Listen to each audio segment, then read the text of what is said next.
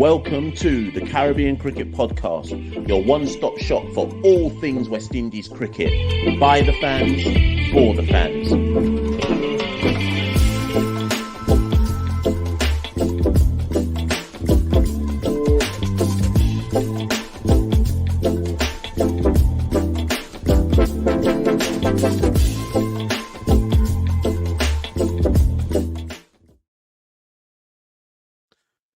Can you believe it?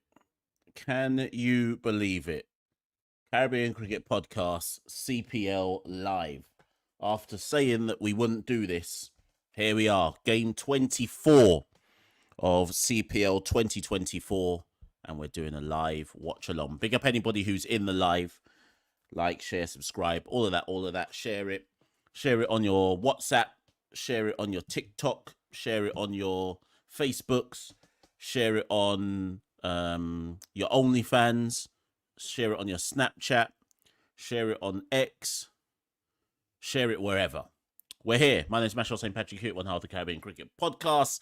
And we are here to watch Barbados Royals versus Saint Lucia Kings. If you are just tuning in, the teams are as follows. Kings, Charles, Faf, Auguste, Chase, Seifert, Jones, Visa, Carrie Pierre, Machel Govia, Azari Joseph, and Noor Ahmad. That is the Kings team. The Kings won the toss. No, the Royals won the toss, and chose to bowl.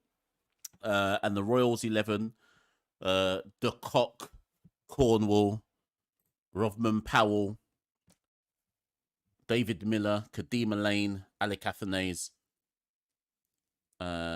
Jason Holder, Naeem Young, Keshaf Maharaj, Tikshana, and McCoy.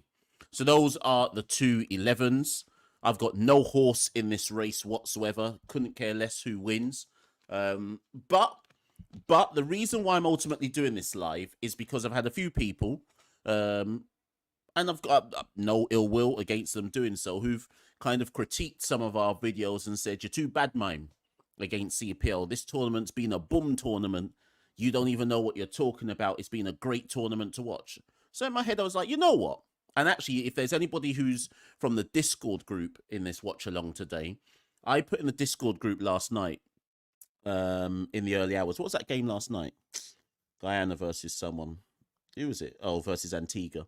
And I put in the Discord group, and I said, maybe I'm being too biased. Maybe my critiques of CPL aren't landing. Maybe like I'm not seeing what other people are seeing.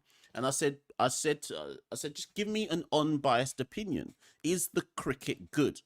And what people have to understand is, I'm not saying is the spectacle, the party good. Of course, the party's good.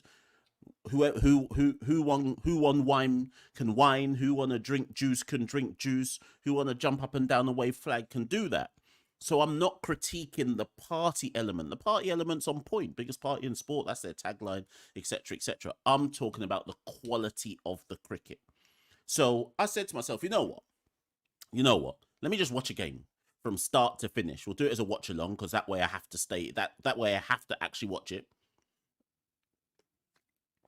Got my coconut water, Anyways, Tikshana's opening the bowling, and who's on strike? Faf du Plessis is on strike. That first ball is a dot. Some of you in this live are probably ahead of me, no doubt, because I'm watching this on my phone whilst doing the stream. So yeah, so the whole point of me doing this watch along is for my own benefit, really, just to see, maybe I'm being a bit too critical. Maybe the quality is super good. So this game will tell me. Misfield there, don't know by who, in the short mid-wicket region. I think it was Rovman, 1 run. So yeah, this is an opportunity for me to just kind of look at what the quality is really saying. Roger has a comment here. Roger says, why are the Kings and Royals playing their home games in Guyana, both yesterday and today?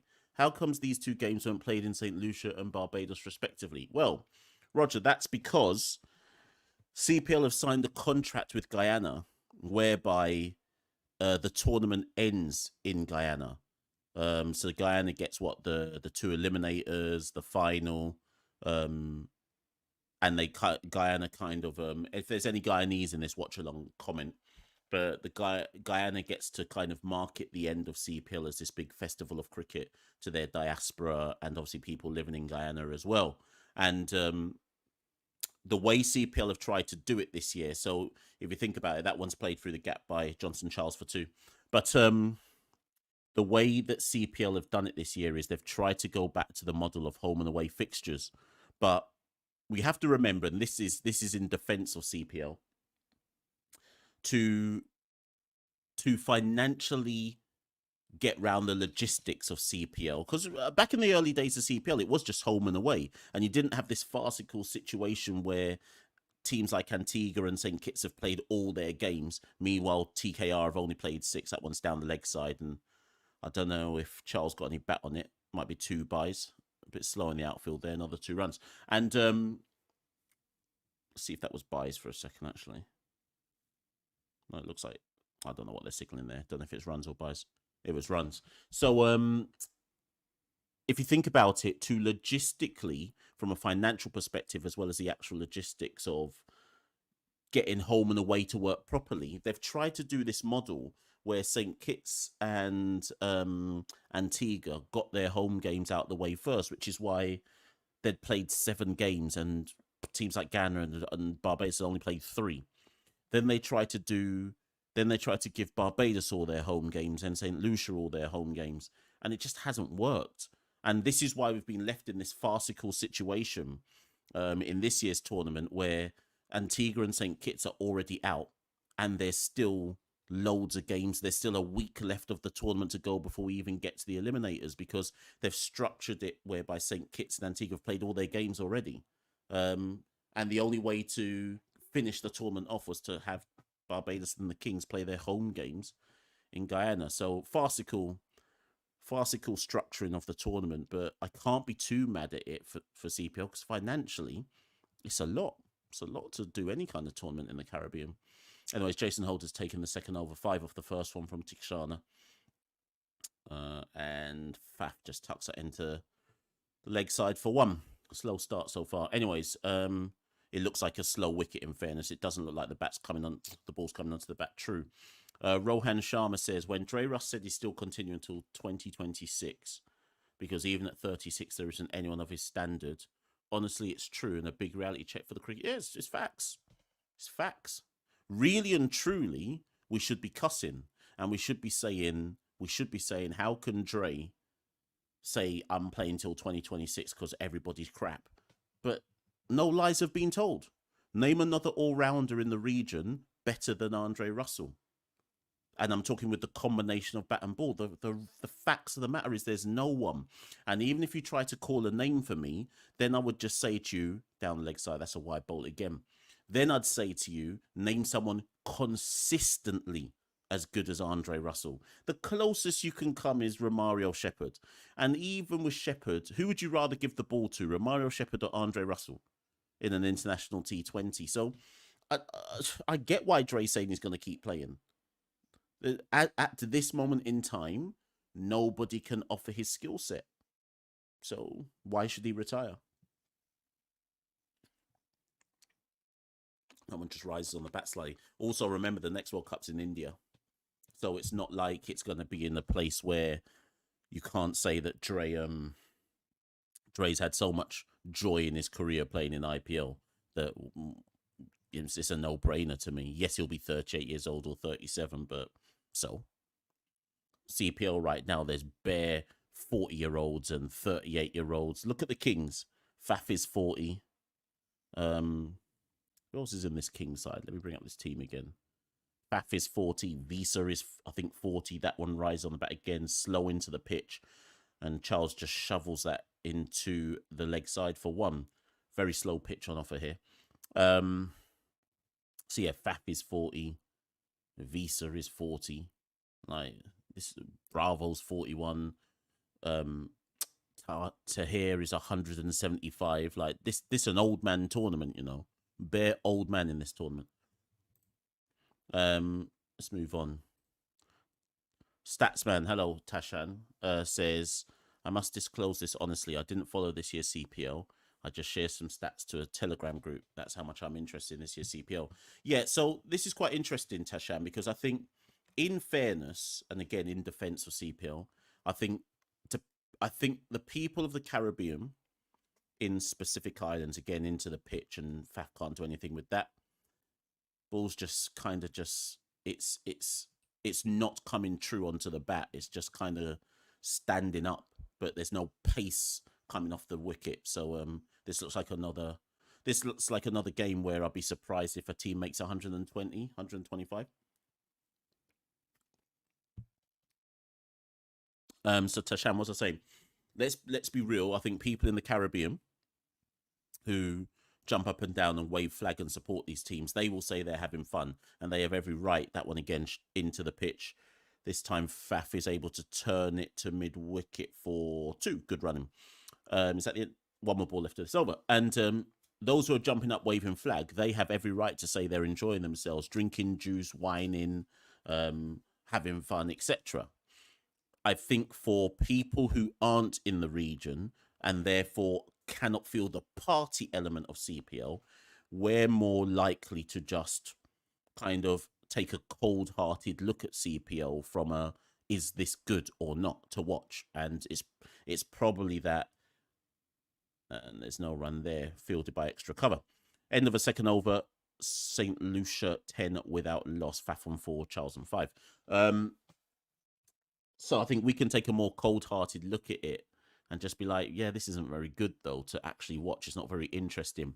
But I don't know how much of that is just T20 cricket in general. Like, me personally, I'm all T20 leagued out. Like, all of these leagues are dreadful to me. None of them show me anything. I haven't every T20 franchise game, I think I've seen it all already, because all these players play everywhere. So I'm not seeing anything different, if you see what I mean. But like I say, I'm not jumping up and down and waving flag. Maybe I'd feel differently if I was in the stadium. Tashan says, despite being a guy and a fan and a person who makes content on T20 cricket, CPL hasn't excited me by any stretch. Fair. Oi. That one grips and turns back into Charles. He's lucky to get away with that, Charles. We know that man can't play spin. Yeah, didn't move his legs at all. Catches the splice of the bat. No run. Rohan. There's no one in the world. Oh, about Dre Russ. Yep. Again, no run. Robin says, Guyana did a 3-year deal with CPL. They had to get 10 games. There you go. Plus the players in the finals. The contract was done during COVID bubble when the entire tournament was played in St. Kitts. Yeah, so there's the background. So for those of you who didn't understand why the Royals and the Kings are playing home games in Guyana, it's because Guyana have get the end of the tournament. So the scheduling has to fit around that. No run. Kadeem Elaine is getting promoted by the Royals this year. Didn't expect it yet. Yeah, so when the tournament ends and Santoki and I do a review show of the tournament, Kadeem is one of the few people who I think will come out of this tournament whose stock is a bit higher. So it's been good to see the Royals give him a go. Obviously, the Royals still want to try and fit Rakeem in. That one plants his leg down the ground. Is that a straight 6? No, one bounce 4 from Charles.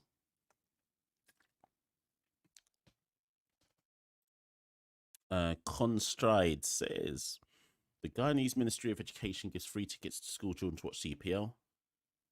Okay. Yeah, to make sure that people come in and watch this game. Yeah, I'm looking in the stands. There's more people in the stands than I would have expected, given Guyana aren't playing. What's the game later tonight? Let me have a look. It must be Guyana versus someone. Oh no, it's oh my god, St. Kitts again. Trinidad versus St. Kitts.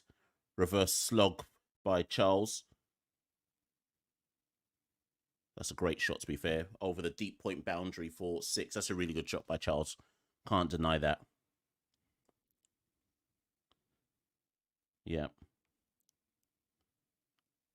Yeah, good shot by Charles. Have to rate that one. Reverse slug for 6 over deep point. I mean, it was wide. It was wide and begging to be attacked, but ultimately Ultimately, Charles brings out the switch hit for the 6. That one's a better line. And there's no run. End of the 3rd over. Kings 20 without loss. Let me put that up there.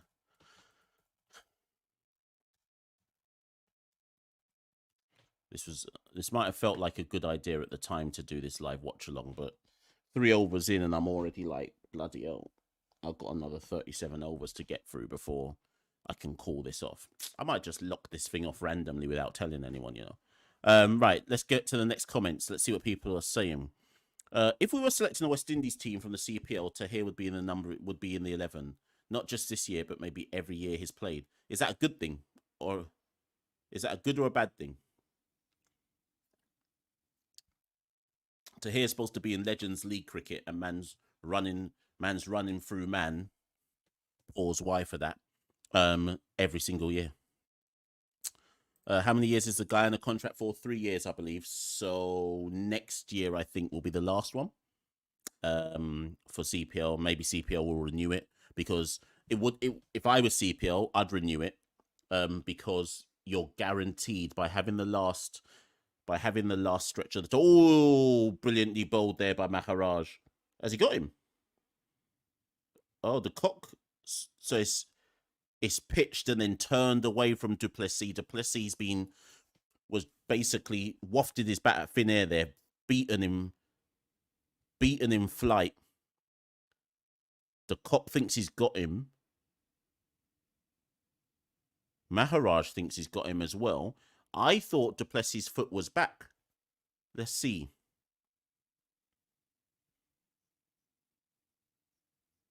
It's a fair delivery. Oh, this is going to be out. Oh.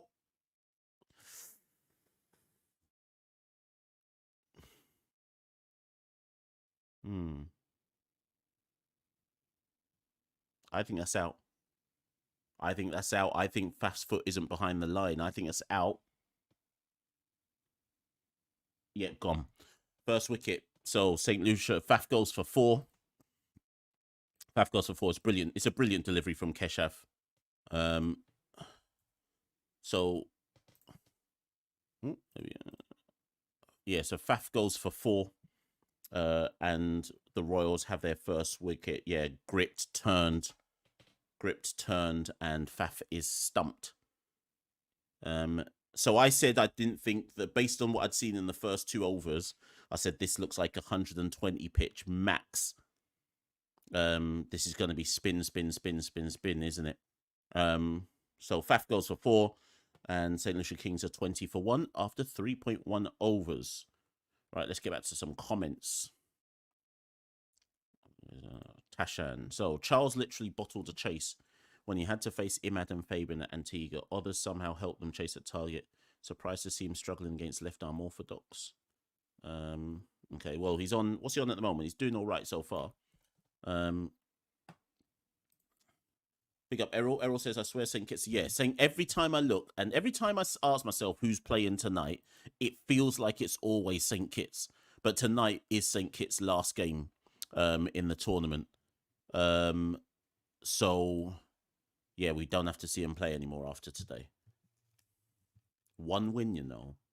1 win. Has anybody watched my video on St. Kitts and their history in CPL? They've come last 5 times in the 10 seasons they've played. They've won 1 game. They've won 5 games out of their last 29 in CPL. Dead up. Real dead up side. There we go. Joel Edwards, T20 is too slow these days. I can rate the blast to the 100. Yeah, I agree with this, Joel. I agree. Like, I think this is one of my issues. This is nothing to do with CPL. This is just T20 cricket in general. These games, and this is why I don't do as many watch-alongs as I used to, because T20s nowadays are touching 4 hours, and that's absolutely ridiculous. The whole point of T20 when it was kind of created as a format was, it's like wham bam thank you ma'am, and it's over within 2.5 hours. 4 hours now, timeout, strategic nonsense, blue waters, drinks break, all of this pure advertising. 4 hours for a T20 game. It's all... I hate it. I hate it. If you're gonna have this format of cricket, make it quick. But you know, I recognise that I might be an uncle saying that.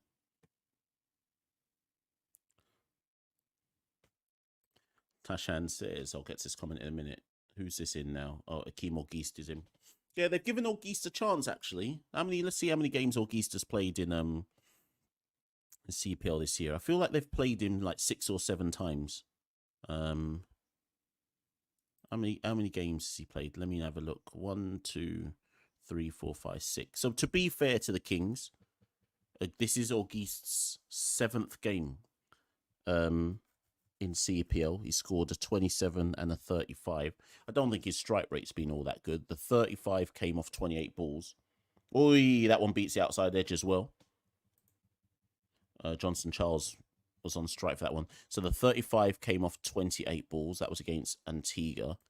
In fact, his 2 good scores have been against Antigua, which makes sense given Antigua suck. That's a 4 for Charles. And his 27 came off 20 balls. Other than that, it's basically been single figure scores for Akeem. But at least he's getting a chance. So Tashan, it's a reverse switch again. I missed it. Reverse switch to the point region again, 4 runs. Sorry, not point region, cover region, deep cover. So T20 Blast should have been encouraged more by the ECB than the 100, which is seriously a gimmick, especially the men's one. Have I seen the 100 game? I've seen 100. I can't remember if I've seen a 100 game live. Obviously, I've seen a Blast game. I mean, I just pay no attention to a lot of this stuff. Charles again, this time switch it. That one's gone wider. And that's a 6.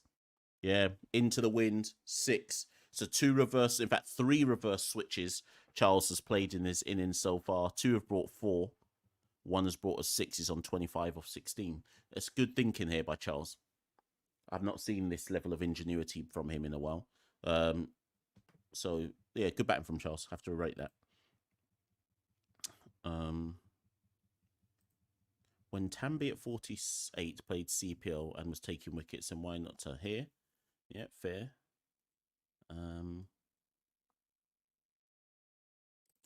Rovin, you are a bit unfair. CPL brought out Chemo Paul, Shamar Springer, Dominic Drakes, Oldine Smith, Russian Primus, who are as good as Russell when he debuted. WICB has not developed any of them.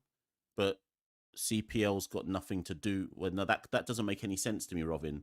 It's not Cricket West Indies... It's not Cricket West Indies' responsibility to develop those players that you're mentioning. This is why I always say when people... You have to be careful, because when people put the blame on WICB or Cricket West Indies, they're not... Don't get me wrong, I'm not running interference for Cricket West Indies. When they're to be blamed, they should be blamed. But why is it their responsibility? If you're saying CPL brought out these players, then it's CPL who should be developing those players, right? Chemo... Let's call it as it is. If we want to talk facts... Chemo Paul, Dominic Drakes, in fact, all of those players you've mentioned are no further on in their cricket development than when we first saw them. If we're going to talk facts, but that's not Cricket West Indies' responsibility. Before you say Cricket West Indies, talk up about their home franchise. So what has Guyana done for Chemo Paul? What has Chemo Paul done for Chemo Paul? Chemo Paul plays in T20 leagues around the world. Why has his game not improved? Shamar Springer. What has Barbados done for Shamar Springer? Shamar Springer's had to go out to play for Windward Islands Volcanoes just to get some cricket. What's Barbados done for Dominic Drakes? What's Dominic Drakes done for Dominic Drakes? Oldine Smith is no better than he was as a youth man. So you can't blame Cricket West Indies. I don't buy your argument here.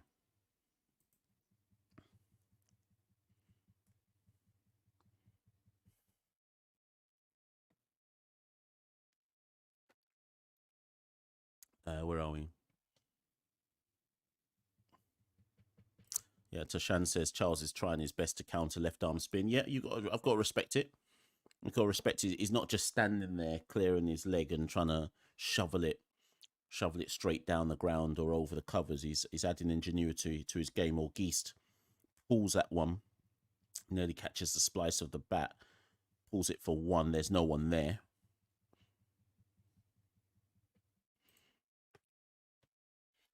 $32 for 1 of 4.3. Let me update this scorecard.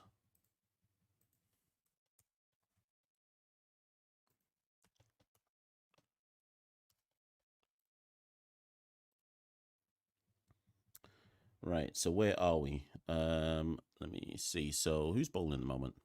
Maharaj is bowling. No, not Maharaj. Tikshana? No, Holder. Sorry. Oh no, what's going on right now? Holder. Sorry, Holder is bowling his second over.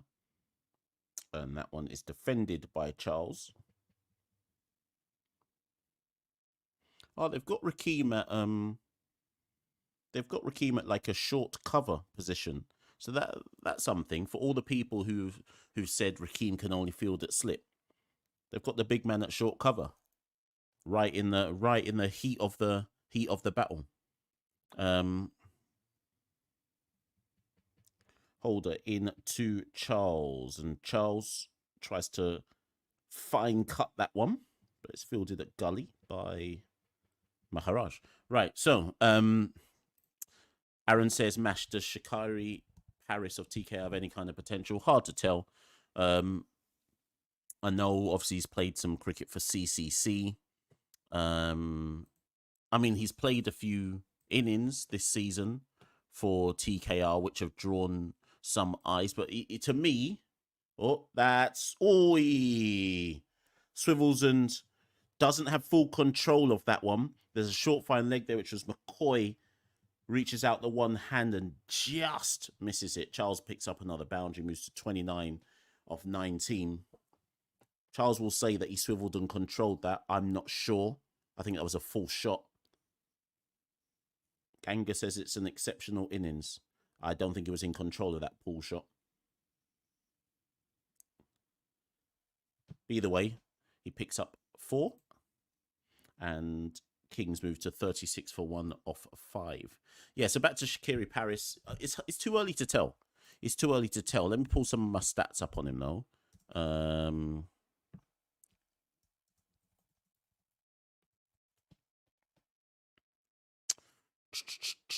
me see if I can find my stuff on him. Can't find him right now. Bear with me, people. I'll find my stats on this guy. Here we go. Bear with me. So Shakiri Paris. So he played Super 50 last season, which was probably for CCC. And he played 3 matches, averaged 31, which is 150. And then in the West Indies Championship, he played 2 matches and averaged 13.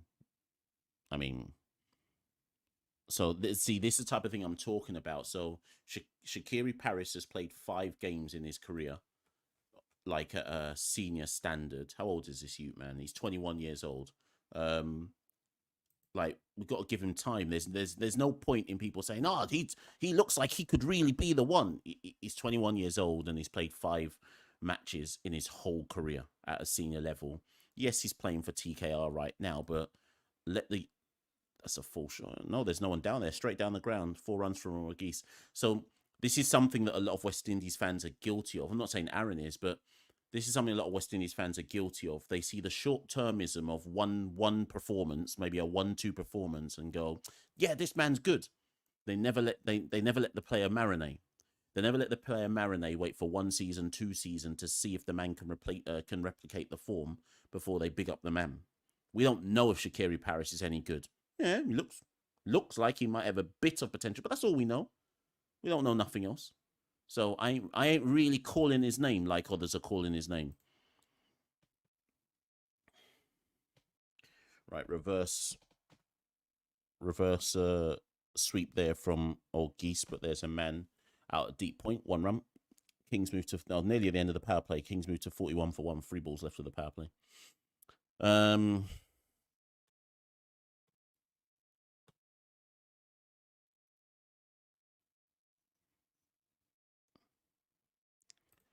Joel says, would replacing St. Kitts with a CCC team in CPL be better for the tournament? Someone messaged me. I know, when I say someone, I know who it was, but I'm not airing their name. But someone messaged me, Dotball. Someone messaged me the other day saying that apparently there may be some problems in the near future for St. Kitts in terms of their long-term or their longevity in CPL. That's wide. Bowl that one again. Well, no, in fact, no, it's a switch it. He's gone after it, so it's a dot. So yeah, in terms of their long-term suitability for CPL, so maybe we won't have a St. Kitts team in the near future. Who knows? I still maintain last ball of the power play, and Charles gets down on one knee and gets on the sweep, 1 run, and that is the end of the power play. 42 for 1 after 6. So I still maintain that CPL needs 8 teams because you can't have, well, they can do whatever they want, but to me, you can't have a tournament where there's no jeopardy in the tournament, and you can guarantee every year that the team who ends 4th, generally speaking, doesn't even have to play that well. You can basically get into the eliminators by only winning 4 games, and to me, that's not a good tournament. And that suggests that you either need to restructure how your draft system is done, or you need to add some more teams. You need to do something. Now, people will say, "But Mash, there's not the strength in depth to add some other teams." I'm not here for that. Like, you can't have. Okay, for example, you can't have. Well, sorry, you can have, but you shouldn't have Guyana just holding on to all of the Guyanese talent. That doesn't make sense. Like, what? So every year, what is it in CPL? Every year, I think you get to retain 6 players, and then you draft the rest. Like, I don't know. I think in order to make the competition more competitive, they should re-look at how they structure their draft system. Kind of similar to, I'm not an NBA guy. I'm not a US sports guy, but for those of you who watch like American football, baseball, basketball, whatever, isn't the way it works in America that the shittest team gets the best draft position the following year? Like, something like that needs to happen in CPL. Like, St. Kitts, because they've come last so many times, should get some kind of advantage ahead of the other teams. Isn't that how it works? Correct me if I'm wrong, but isn't that how it works in US sports? So I would change up the draft system in CPL to make the league a bit more competitive. Where are we? So King Soul says, Mash, what do you think is West Indies' best top 6? Is this T20?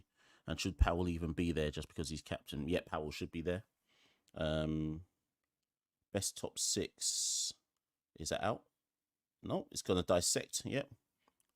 Yeah. It's a good shot there by your Geist.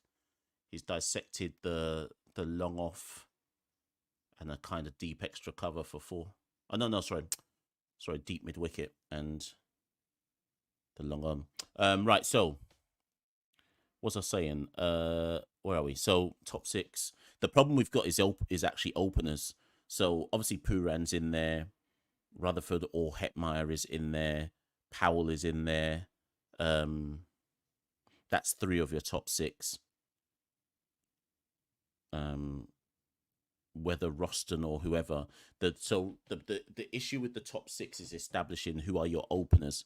First things first. That's what you have to work out before you work out the rest of your team. Tashan, I wanted to ask a detailed plan on the Caribbean local T20 tournament, on which you made a video. Would you add from the initial plan? What? Tashan, I don't know what you're saying there. Yeah, Tashan, you're going to have to wheel and come again with that question because I'm not actually sure what you're asking me there. Aaron, I think both Antigua and St. Kitts were trash. Antigua should at least get a little credit as they played a decent amount of youth men. Yeah, I'll accept that. Patriots had enough internationals, yep, and they only won 1 game. But that was the same case last year. They only won 1 game last year as well. That's why I'm saying something stinks at the franchise. I don't know what it is, but something clearly isn't working at the franchise. Oh, that's good. Well, I don't know if that was intended by your Geist. It looks like he wanted to pull it fine. Maybe he was even aiming for the mid-wicket region. But either way, I think it catches the splice of the bat, goes over to Coxhead for another 4. And that's the end of the 7th over. And the Kings are 51 for 1 after 7.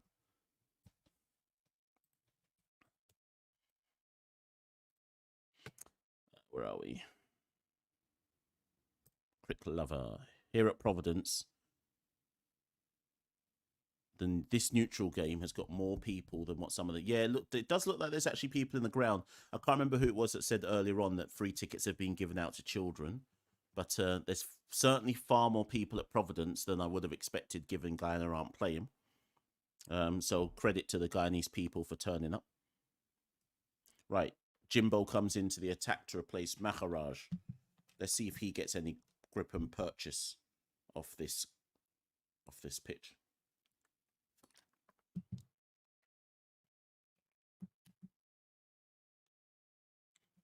Kings. Charles goes for a big shot straight away. I think he fancies this matchup against Rakim. He's clearly looking for something down the leg side here, or into the leg side. Shovels that one into the deep mid wicket region for 1, which brings all keys back on strike. Where are we? So Dre, has Russell been that impactful in World Cups for him to have a spot in 2026? For me, it's not about whether he's been impactful or not. It's, is there anyone better than him? And the answer is no. So he was all right in he was all right in our home World Cup, to be fair.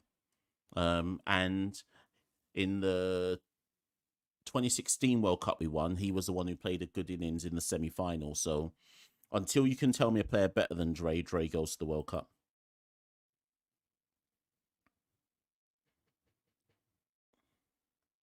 This one grips a bit, and Geese shuffles that down to long on, sorry, for 1.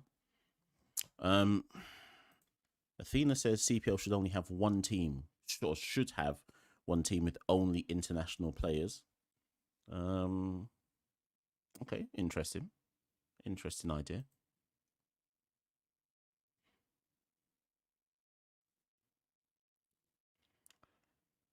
One run again. So, Crit Lover, Mash, do you think Hetty's form this CPL and the fact that Rutherford left early will impact who plays against England? Quite possibly. Quite possibly. Like I say, I've been told by 3 different people that Rutherford was sent home by the Saint Lucia Kings for disciplinary issues. Rutherford's had many a problem in his career with cricketing officials. I don't know anything more about the specifics other than I was told he was sent home. Hetty's form's been good in the CPL, so I would expect him I'd certainly expect him to be in some West Indies squads going forward. I'm including ODIs in that as well.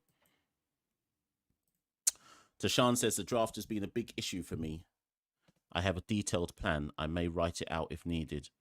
Yeah, well, the point with the CPL draft is it's done in secret, which suggests to me it's probably corrupt.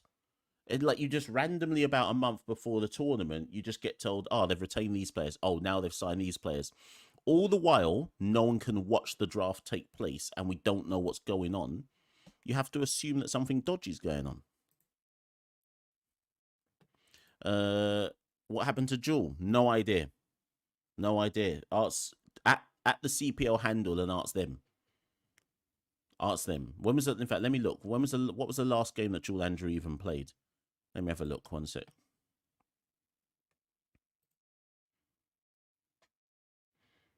In the block hole there by McCoy. Start of a new... This is the 9th over now.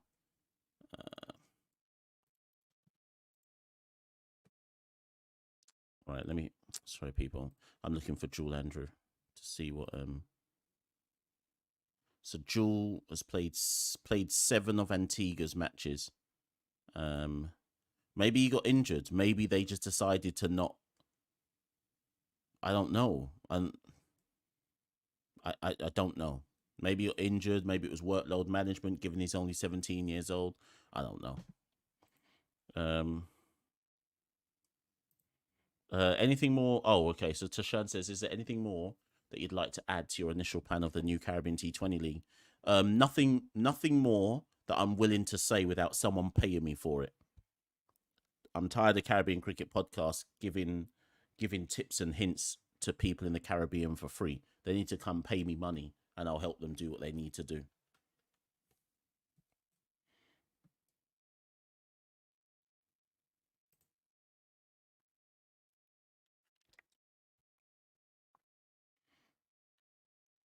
Right, John Nickel says, you seem to be confused. Only recently you suggested to your co-host that CPL teams should have an identity by selecting more local players from the island where the team is based. So what's the confusion? I don't understand. John, come get in the comments. I don't know what you're talking about. Like, yeah, I said that. So what's the confusion?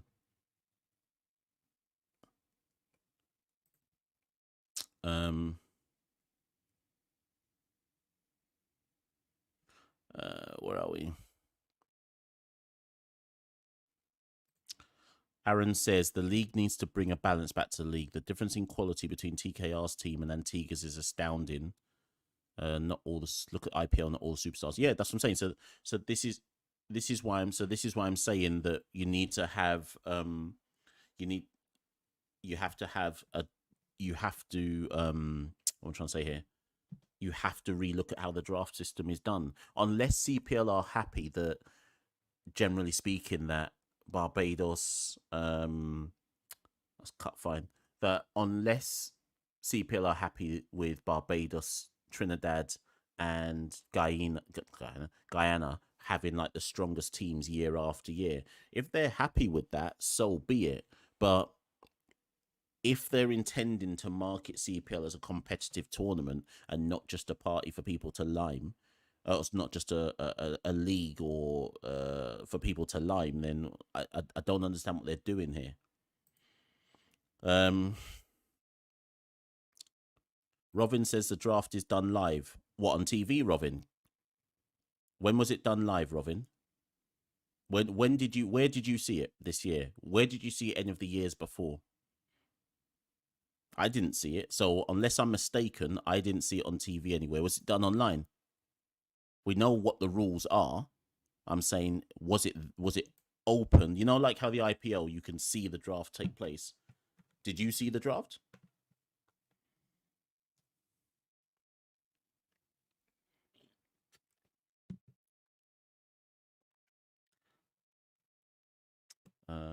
King Soul says, will Puran be in the ODI squad for England?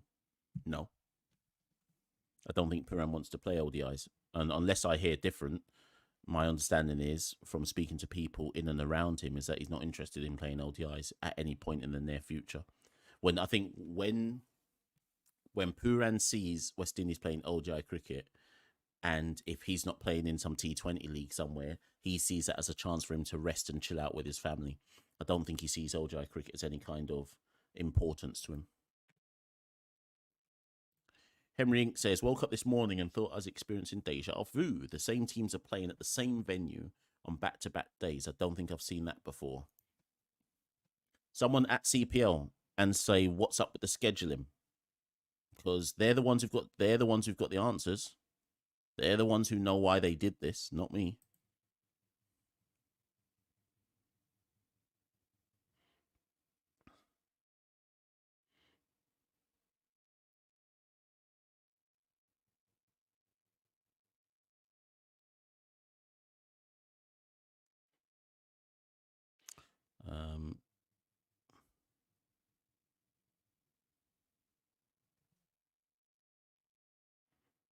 Right, so you lot are still arguing about this draft thing. My point that I'm trying to make to you lot is it's not done live. It's not, we can't see how it's done. So as Tashan said here, the event was online with pre-recorded videos by the owners naming their signings. It's not like, compare it to IPL, and those who understand what I'm talking about will understand what I'm talking about. This before, anyways, let me just shut my mouth, because if I start saying if I start saying what I know, I'll get a cease and desist letter. So let me just shut my mouth, yeah, because I'm not trying to get a cease and desist letter anytime soon. So let me just close my mouth. You lot carry on believing simple things, and let me close my mouth. Anyways, we're coming up to the halfway point of this match. It's we got 2 balls left. King 63 for 1. This game's going on at a snail's pace. So Charles is 37 off 33. Auguste is 22 off 19. Run rate is 6.51. Spider Baby's in the crowd.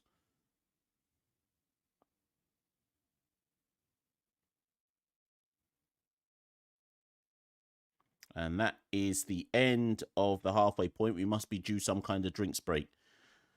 Kings 65-4-1. So, people, I'm only watching this game because you lot said that I don't know what I'm talking about and that CPL is super exciting and it's been a great tournament. Rate that first 10 overs out of 10. From a cricketing point of view, rate that first 10 overs out of 10. How much enjoyment did you have with that, people? Please be honest with me. How much enjoyment did you have? Because after 10 overs, I'm not missing out. Tell me what was rate that cricket out of 10, people. How much enjoyment did that first 10 overs bring you? Who was really sitting down going, yeah, I'm up. This is brilliant. This is amazing. Mash doesn't know what he's talking about. This is super exciting cricket. Because to me, that was dead out. If I wasn't doing this live watch along right now, and I was just watching this in my living room, I would have switched off the fucking. Sorry, I would have switched off the game, and I would have started playing Xbox. And that's not me trying to be out of order. That's not me trying to be negative. It's dead. Come on, let's be honest, people. It's dead. Dead cricket, cuz.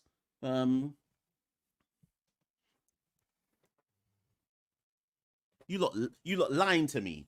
You lot lied to me. You said, Nash, you're missing out. You don't know what you're talking about. This cricket's super exciting. I'm ready to bust a big snore live on the watch along, you know. Furthermore,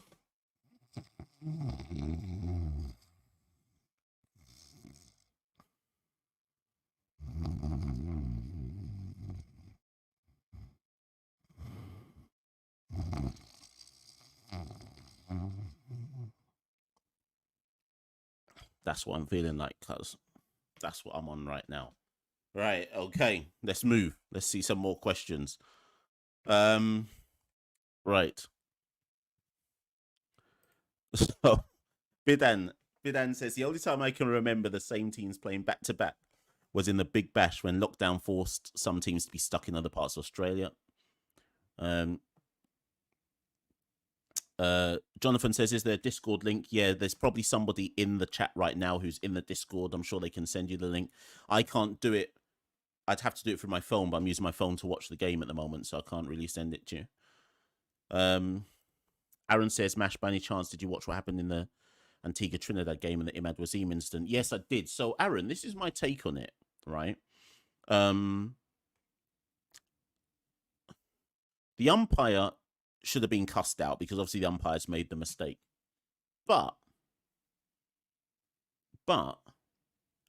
Pollard has a point. Whether the umpire made a mistake or not, once Imad had left the field of play, how comes he's allowed to come back? This isn't me trying to defend Pollard. I want somebody who understands the rules of cricket better than me to explain it to me.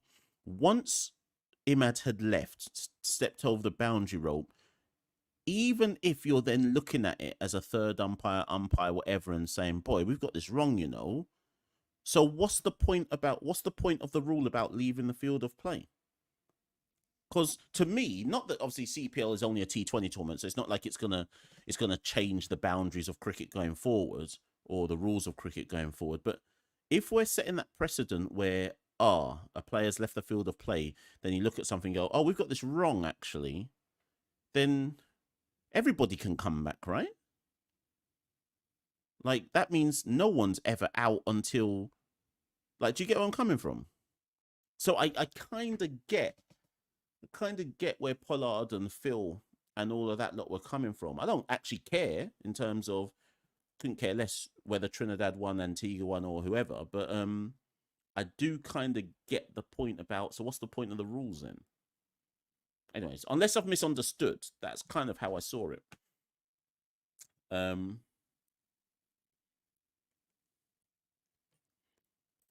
Constride says CPL has nothing going for it this year other than Antigua Falcons. It's just the same thing every year. Time to either add to franchises or just burn the whole thing. They definitely need to do something. And the thing is,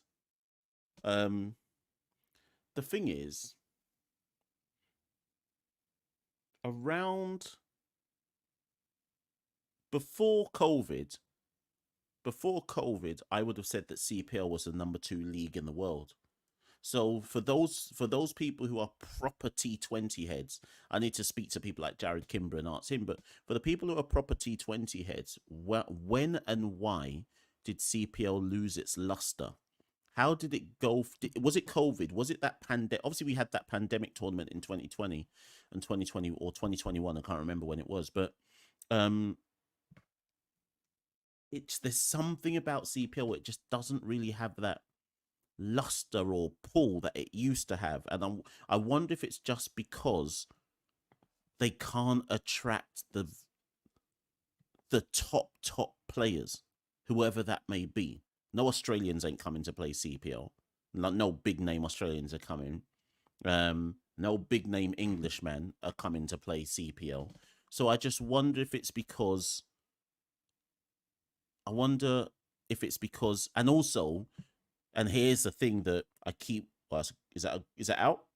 Oh, there's a man out there, but it's just short of Jason Holder, who was at long on. But I just wonder if, as well, if you combine the fact that CPL is losing its own homegrown luster as well. So if you go back to pre-COVID, CPL could build itself, rightly so. Big sweep slog from Charles, and yet that's a 6. Maharaj gets taken for a 6 there. Charles moves to 44. Yeah, so I just wonder if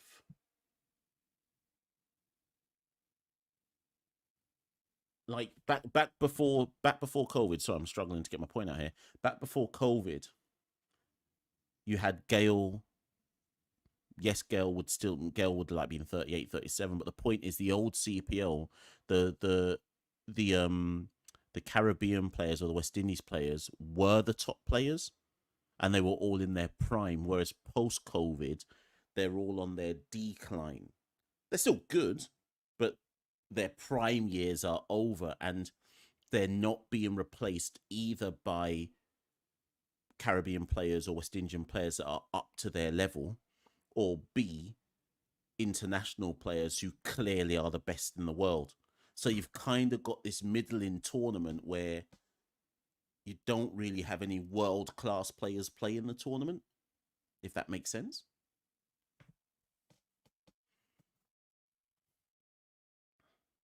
Anyways, let's move on.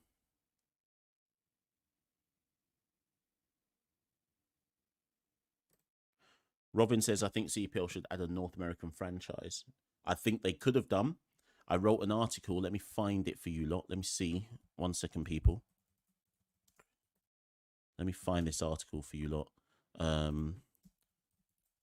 If I can find this article. Sure, hear it.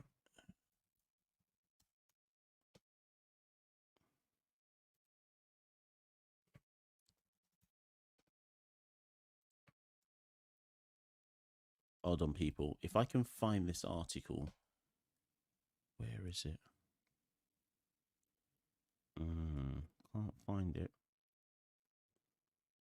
Let me see. Sorry, people. I'm going to come back to this match in a minute, but I'm going to make a really good point if I can find this article for you lot.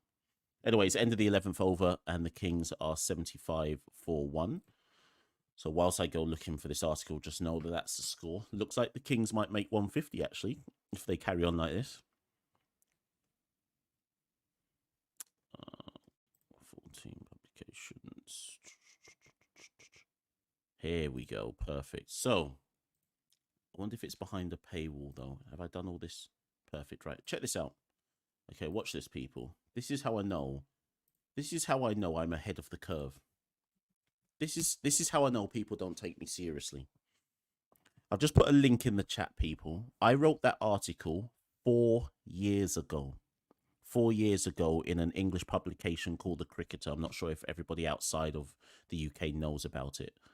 So I wrote this article in 2024, and in that article, I basically was trying to make the point. In fact, where's the line? Here's a line that I said in it. This year's edition, so this was about the COVID tournament. I said this year's edition of the tournament has benefited from taking place during a global cricket void, and they have taken advantage of that by sensibly scheduling games to suit the UK Indian TV market. Consequently, interest will be at record high. With that being the case, maybe the time has now come for the CPL to expand the competition for future editions. Moving further on. With many in the Caribbean clamouring for a return of an Antigua franchise or a brand new Grenada franchise, there are a myriad of growth options for the CPL moving forward. The opportunity to have North American competition across Canada, US, and the Caribbean would certainly cement CPL as a number 2 T20 franchise competition, offering a unique experience that only IPL could reasonably expect to compete with. I said that in 2020. Wrote big man article saying if CPL want to be serious, expand the tournament now. Great shot from Charles, right wide over long on wide and well over long on into the stands. That brings up his 53 off 40 balls. Great knock from Charles. Have to rate him for that. So the point is, I said in 2020, if CPL want to be serious, expand now and create a team in North America and make the tournament not just Caribbean Premier League. You basically make it the North American Premier League. And I said in the article, do it now, because if America jump on the hype, you're finished. Follows that up and out. Big shot followed by Dunt shot, and Charles is gone for 53. Naeem Young takes the wicket. Has Naeem Young even bowled in this tournament up till now? So go read the article, people. And all I want you lot to say, when you read the article, I mean, if you don't agree with what I wrote in the article, cool. But when you do read the article, because I'm a man who believes in my own ability, right? That was me giving CPL free advice. Free advice I gave them with that article. I said, you man, read this. This is what you need to do. 4 years later now, you're wondering why the tournament hasn't really kicked on. And then people have the nerve to say to me, Mash, you don't know what you're talking about.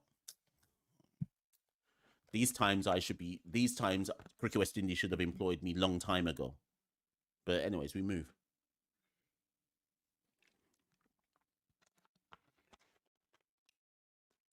Anyways, Charles goes for 53 and the Saint Lucia Kings are 83 for 2.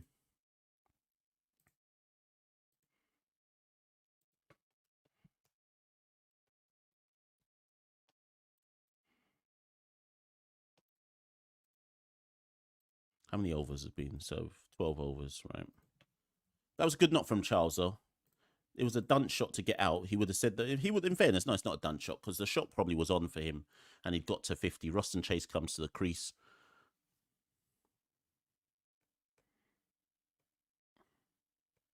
Anyways, I've missed quite a lot of points here.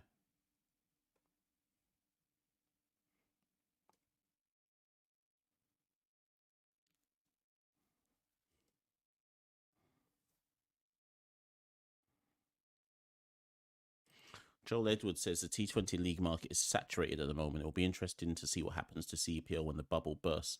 I presume you mean when the bubble bursts in CPL in general.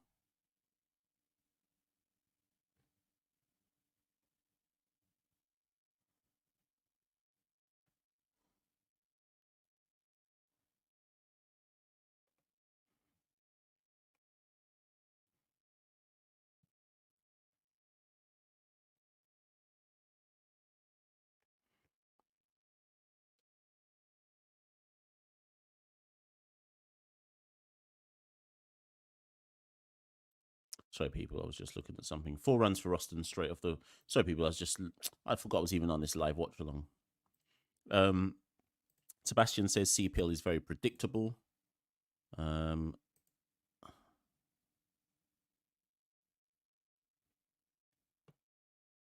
Yes, Joel, Jamaica did play in Florida for a couple of seasons. That was probably the death knell of the Talawars because the whole point of them playing in Florida... I don't know if there's any Jamaicans in here, big Talawars or cricket fans in Jamaica. From what I remember, the whole reason why Jamaica went to Florida was because the then owner, the same guy, not Miller, what's his name? Prasad, Chris Prasad, I think that's his name. They believed that they could expand out into America and take advantage of the diaspora there. So you already had a point in like 2016, 2017, or 2018 even, where Jamaica were playing like nearly half of their home games, if not more, in Florida, which made no sense as well. So the death of the Talawars as a franchise has actually been a long time coming.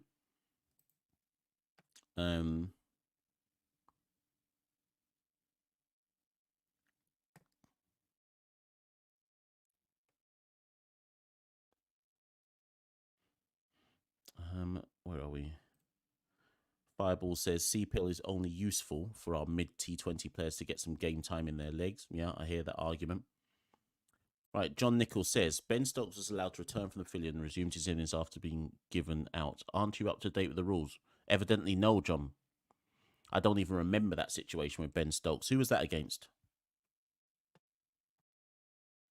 Who was that against, John? And by the way, John, you still haven't answered the point from earlier. Let me bring up your point from earlier, John, because I asked you to come back and explain this because I have no idea what you're talking about. So you said earlier on, John, only recently you suggested to your co-host that CPL teams should have an identity by selecting more local players from the island where the team is based. Yeah, I did say that. So I still don't know what your point was because you said that's confused. Like, explain it to me, John. Please help me.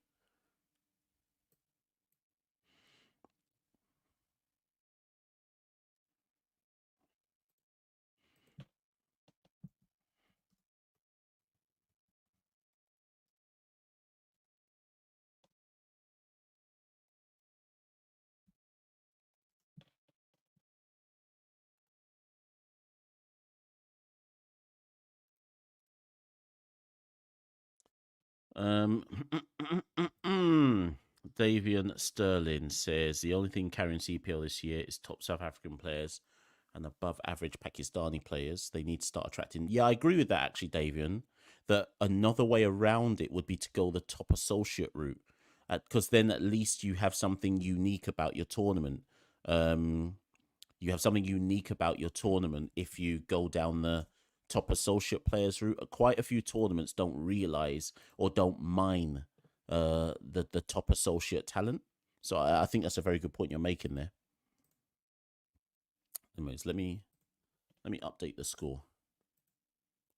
The score is currently 92 for 2 from 13 overs. Actually, so I said at the start of the game, I said 120. I've got that wrong. I think Saint Lucia are going to make 140, maybe, unless they suddenly have a flurry of wickets fall.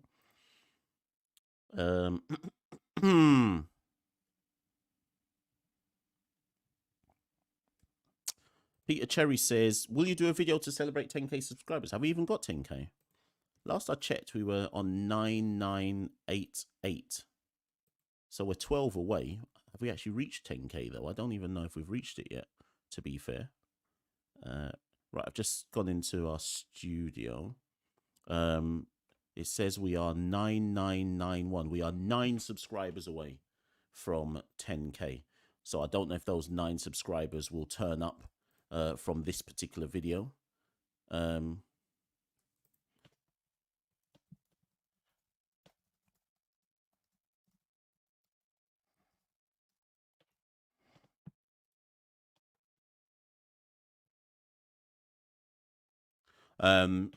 So yeah, that's what we're on. So maybe, yeah. So anyway, to answer your question, Peter Cherry, will I be doing a video for the 10k? Yeah, we'll try to do something. I'll speak to Santoki, see what Santoki's saying.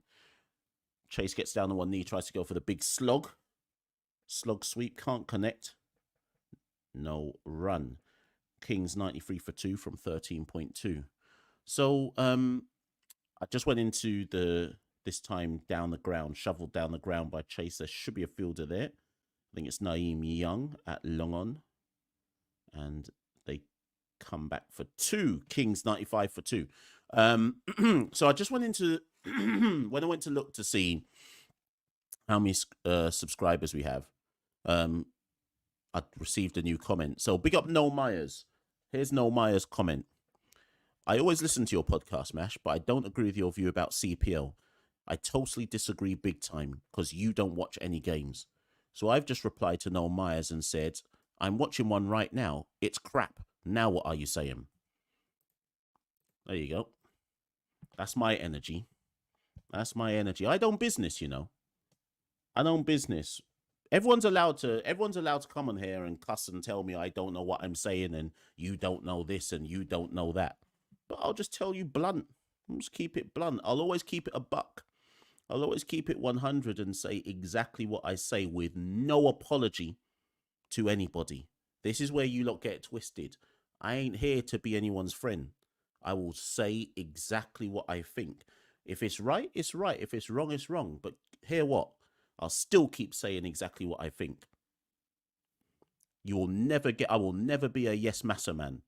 If that's what you're expecting, go watch some next dunce channel. But you will never get yes massa from me. Impossible.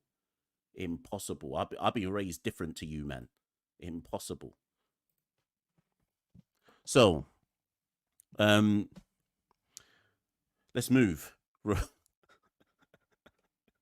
And I'll always keep it real, man. I'll always keep it real.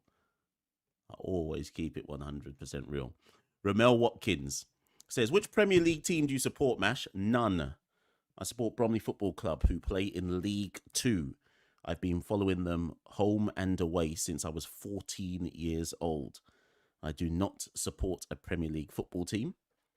I've been in the trenches, non-league football, until their historic promotion last season to League 2, to the Football League for the first time ever in their history. So I'm a trenches guy. Right, back to this game. The Kings are 96 for 2 from 14 overs. Auguste is 28 of 27. Chase is 10 of 9. This game's not really... It's just moving along, you know? Like, it's not... It's just kind of there. It's kind of just there, you know? I'm waiting for some fireworks, but I don't think this is a pitch that allows fireworks to take place. Oh, wicket. Yep, Tikshana. One goes wide down the down the leg side. Chase falls over. The cock seizes up and stumps him, and that is a third wicket to go. Ross and Chase lost his shape altogether, and that is another wicket. So Kings are 98 for 3 from 14. I did say the only thing that could stop them getting to 140-ish is if they suddenly have a flurry of wickets. Hold on, they're checking it. Chase is walking off, but they're checking it.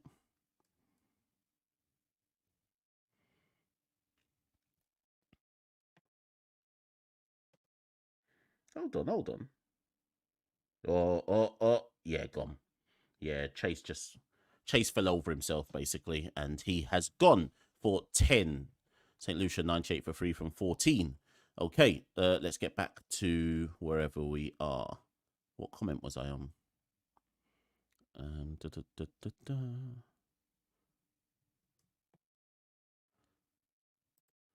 Big up from Germany. Yep, big up yourself. Big up yourself. Peter Demroy. Honestly, CPL needs a new batch of talented players to take over. Our greats are on the decline and no one's taking over. So that's why our tournament is so boring. We have no new stars. This is the biggest issue. For me, this is the biggest issue because at the end of the day, when you have, and Ronald, this kind of answers your question as well. I don't know if I've got 3. Well, I have. Okay, I'll give you 3 steps. But the first step has to be, and this is what one of my earlier videos this month was about. Everybody's T20 tournament in whatever country you have has to be based on your homegrown talent first and foremost. That's got to be the number one selling point. Bangladesh Premier League has bare Bengali players in it, right? Bangladeshi players. T20 Blast has bare English man. In IPL has bare Indian man. SA20 has bare South African man. The only league that I know of in T20 cricket where they encourage no homegrown man really is the ILT20, right? But then that kind of makes sense, right? So CPL is the Caribbean version of the T20 cash cow. Your top players or most recognizable players in your own homegrown tournament should be your own players. And this is why I'm saying when you track the downhill or not the downfall. It's not, maybe downfall is too strong a word, but when you track the kind of luster coming off CPL, you have to look at the fact that it's coincided with the fact that we don't have our own big name players. And what here's how you know we don't have our big name players. Everybody in the chat right now, here's a little activity for you. Name the top 5 Caribbean players in CPL. Go, everyone, right now who's close to a keyboard or who is typing. Name the top 5 Caribbean players in CPL right now who you think the league is marketed around. Everybody do it right now, and I'm going to prove a point to you. Don't try to be cute with it. Just name the top 5 that straight away come to your head. Top 5. I'm not saying ability, just top 5. Who are the top 5 players that are sorry, start again. Who are our top 5 home-based players that our own league, if we're going to call it our own league, is marketed around? Top 5. And I'm going to prove something to you. Davian says Dre Russ. Denzel says Narine. Charles, you know, Johnson Charles. Davian, Narine. Nikki P, sorry, David did say Nikki P. Pollard. Aaron says Puram, Powell, Pollard, Dre, Narine. Right? Those, Romel says Puran, Holder, Hetmeyer, Shamar, Narine. Holder's an interesting call, but okay, I'll let you have it. Pollard, Narine, Bravo, Russ, Puram. Pack of old stink TKR, man. Pollard, Dre, Russ, Narine. Sorry, Puran, Dre, Russ, Narine, Pollard, Hetty. Russell, Pollard, Puran, Hetty, Narine. Thank you. You've all proved my point for me. Everybody is saying Dre. Everybody is saying Pollard. Everyone is saying Narine. All of them men are 36 and older. How long can you expect CPL to be based around men who are 36 years and older? So, and again, I've made this point so many times before. That means, I mean, DJ Bravo has just said this is his final year, right? Dre has said he ain't going to play for West Indies after 38, so he's maybe got 18 months left, right? Once those 3, Russell, Pollard, Narine, say, you know what, bun this, we're done, our careers are done now, who are we basing our own league around? And that's, to me, that's issue number 1. You have to have a core of Caribbean talent that defines your tournament before you even bring in international, man. You're supposed to have your own core of domestic, man. And that's where I think we're on. That's where I think we are. That's where I think the biggest issue is, as things currently stand. Oh, that one goes straight through Cypher. Anyways, that's something for you lot to stew about.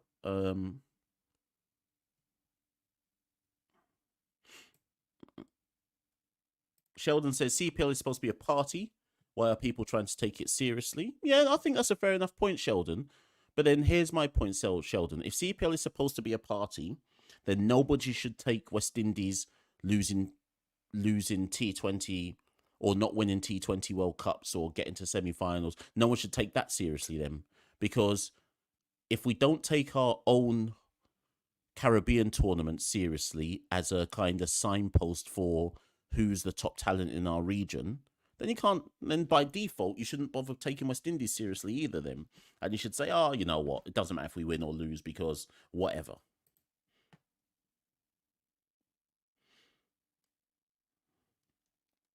I believe Jewel Andrew can be a future start. Yep. He's the most naturally talented. See if it goes to the big sweep. Yep, and that's a 6 in his slot and deposits that. And that is that the end of the over? No, one more for Cornwall.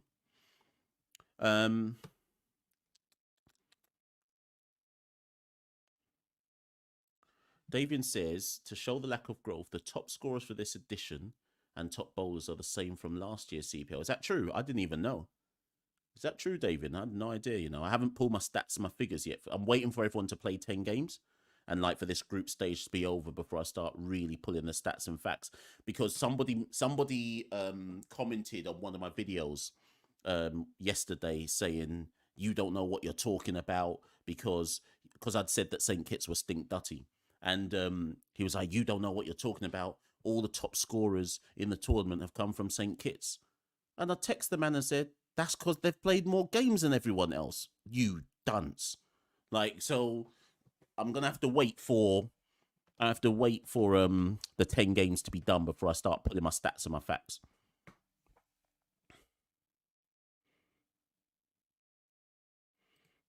Thank you to John for clearing that up. I don't even remember this, to be fair. The new 2017 law, a batter can now be recalled at any time. In fact, I'm going to go look up the exact wording of the law.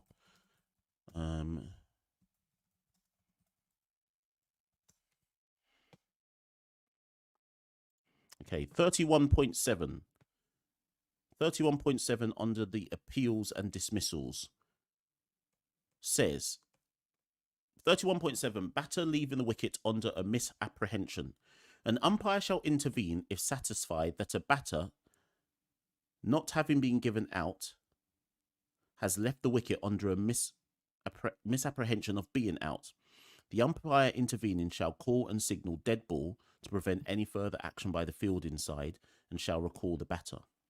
A batter may be recalled at any time up to the instant when the ball comes into play for the next delivery, unless it is the final wicket of the innings, in which case it should be up to the instant when the umpire leaves the field. Okay, interesting. So a batter may be recalled at any time up to the instant when the ball comes into play for the next delivery. So what was Pollard's problem then? Had the ball started for the next delivery? Is that why Pollard was vexed? Or did Pollard not know the rules himself? Anyway, Seifert, another 6 for him. Smashes that off the back foot over extra cover, and he's adding the impetus at the back end. He's moved to 21 off 11. I forgot August was there, I think August is 29 of 29, doing a runner ball. But if Seifert continues to hit sixes, it don't matter.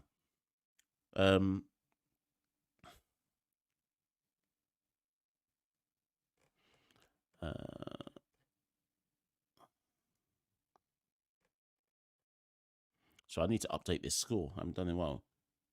That one is Seifert's threw that shot too quickly, and he thought it was wide, but no, that was fine.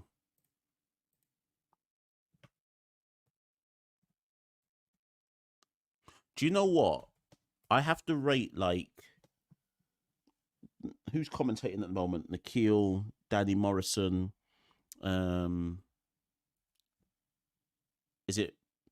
Is it Mabangwa? Pommy Mabangwa. That one shoveled into, that might dissect the field as well. Oh, no, there's a man there. That was shoveled into the leg side for 1. In fact, they come back for 2. Yeah, I have to rate the commentators on CPL, because you see games like this where it's just quite slow going. Like, because I've done commentary on county cricket, which is obviously slower going than T20, the energy you have to just keep talking. Like, even doing this watch along here, the energy you have to just keep talking. Sometimes cricket's hella boring, and it's just dragging, and you're just trying to have convo. It's not like football, which I also commentate on. Football, something's happening all the time. The game's never just slow for no particular reason. Like, there's always something going on. But it's hard to stay interested. Like, sometimes I'm snoring in my head when I'm watching cricket, So I have to rate the commentators for being able to just keep going when realistically they must think, this is dead. This is so dead, man. I want to bust asleep. So 3 more overs left to go. Saint Lucia Kings 124 for 3. August 29 of 29. He hasn't got... Akeem doesn't really have enough big shots in him, but he can do what he's doing right now, which is this runner ball thing. Shovels that down the ground. Oh, I just said no big shot. Shovels that down the ground and beats the diving fielder. I don't know who that is down on the long on boundary, but he beats him wherever it is.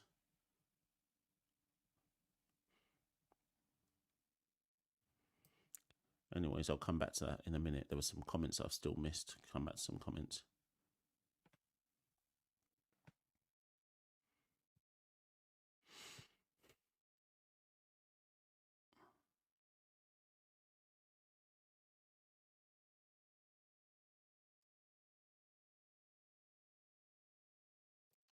hit the subscribe button. Let's get to 10K. Yeah, let's see how many. Let me see what we're on now. Oh, we're still on 9991. We are 9 away. If there's anybody in this live right now who's not a subscriber, hit that subscribe button. Let's see if we can get to 10K by the time this match is over. And hit that like button as well, to be fair. Right, James Richardson. Trinidad have too much top players. Russell and Puran should play for one of the weaker sides. I agree with that. I think it's the tournament is too top heavy for Guyana and Trinidad.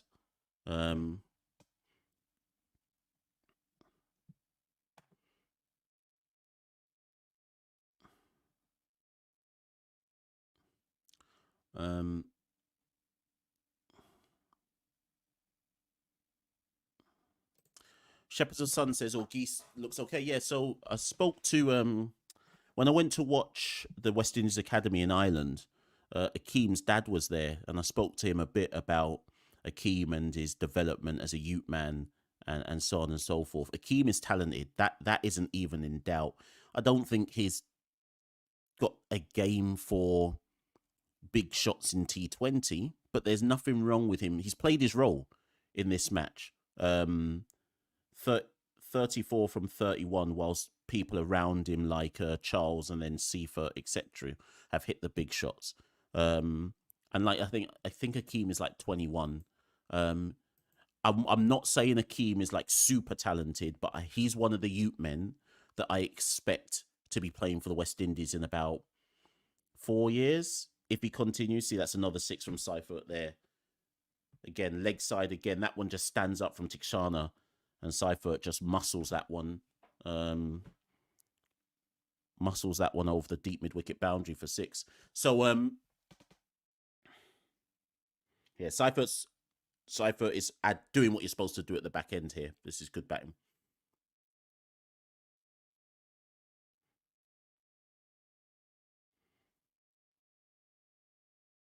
Interesting to bowl the spinner at the back end here. Anyway, so Kings are going to pass the 140 that I thought. They may even get to 160 based on what Seifert is doing here. So they're 136 for 3. Oh, that's not. Dot ball follow up. No, they'll come through for 1. Might even get 2 here. No, it's just 1.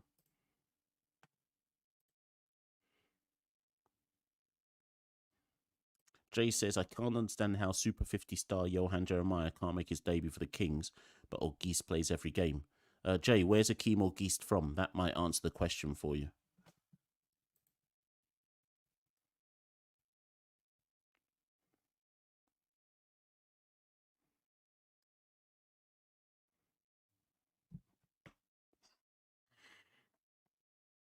Two balls left of the 18th, and Auguste does the right thing. Tucks that leg side for 1, which brings Seifert back onto strike for the final ball of the 18th over. The Kings are 138 for 3.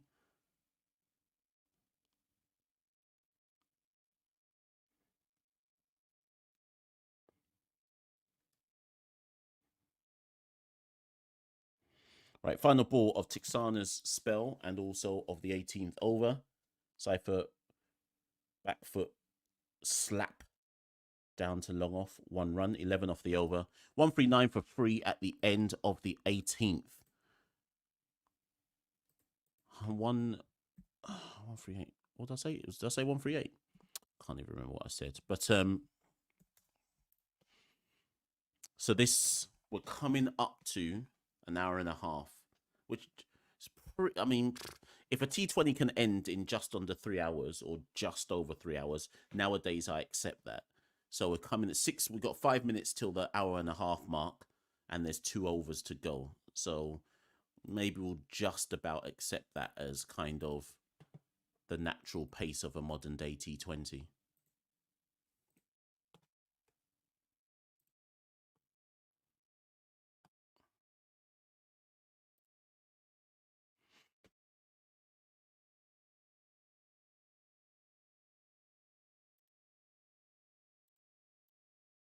Oh, there you go. So they have retired Auguste. That's interesting. I'm not mad at that. So Auguste has made 35 of 32. Well done to the Ute man. He doesn't have the power game, so with 2 overs to go, they've retired the Ute man and said, let's bring in a power hitter for the final 2 overs, which I think that's good tactics. I think that's modern T20 tactics. Who are they bringing in though? Who's in that Kings team again? Who retired hurt? He ain't hurt. Look, he's a skinny Ute man, so they need to bring in. Who have they brought in? Oh, Visa. Is it Visa? Yeah, well, there you go.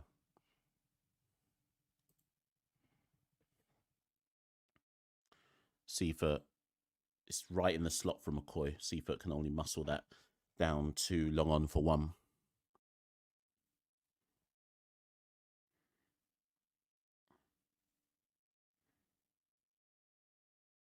Yeah, this is good from Kings.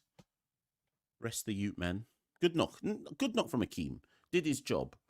100 and what? Maybe like 109 strike rate.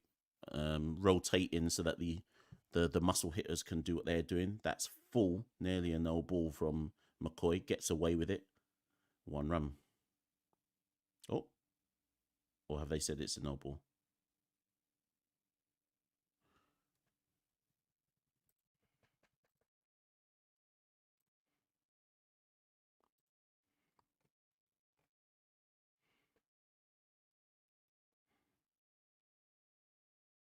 He's on his tiptoes. He'll get away with that one.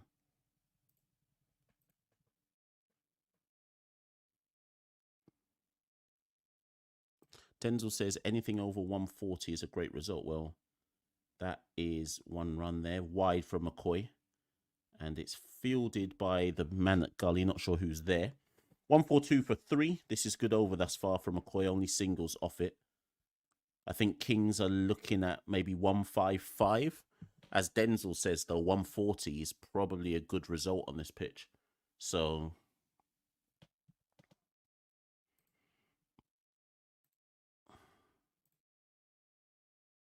oh, here's the big shot. Stands up for Visa, and yeah, that's on top of the roof. 6 runs. That ball's not coming back.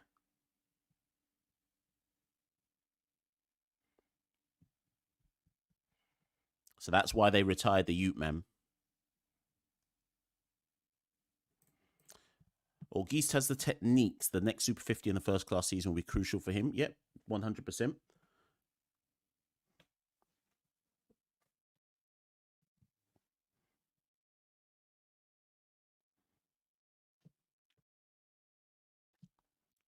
Oh, there's a man on the roof.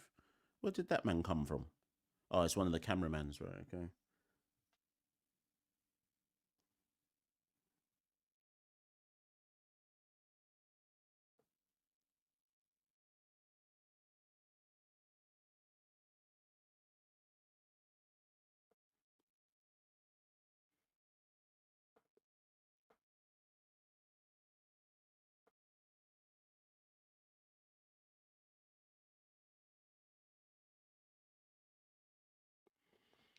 Coin again to Visa.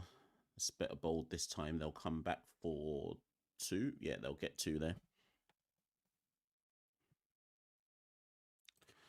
Jules says, hi, Mash. Thank you for the live comms. Good way to watch this match. Yeah, much appreciated, Jules. Thank you for being part of the chat. I met you in Notts. Notts. What, Northamptonshire? Or do you mean the test match, Trent Bridge? Which game did I meet you at? Was it the Trent Bridge test match, or you must mean the Trent Bridge test match? Big up Jules, anyways. Joel says, what is the standard of Super 50 first class cricket versus county cricket? No better than club cricket in England. No better. Absolutely no better than club cricket. But a lot of that, I think, is to do with the standard and nature of the pitches. I don't think the pitches are good enough. So a better idea would be if a county cricket side came to play in Super 50. I'd love to see.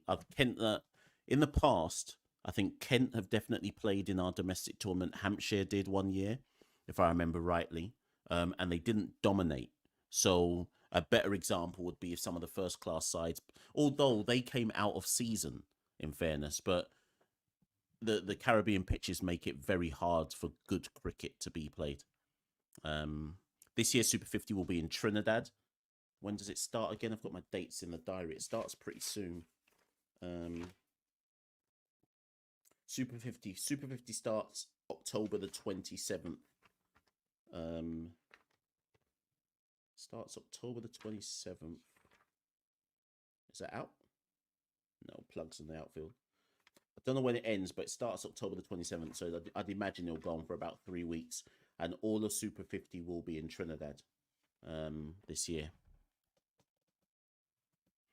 Technically, October 27th. There's no... What down bad T20 league is going on during Super 50? Zimbabwe T10 league, or is there Zimbabwe? I don't think there's a down bad league that clashes with Super 50. So technically, all of those players who tend to disappear for T20 should be free.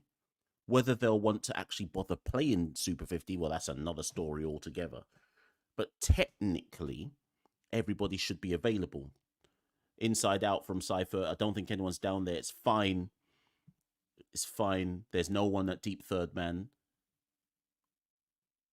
Or at third man, I should say. And it's another 4. Oh, we're in the final over. I didn't even realise.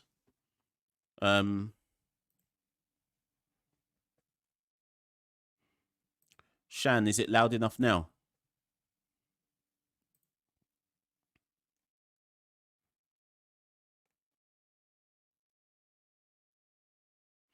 So Jay says, why doesn't Cricket West Indies host regional tournaments in Saint Lucia, where we have the best pitches in the region? 1 second.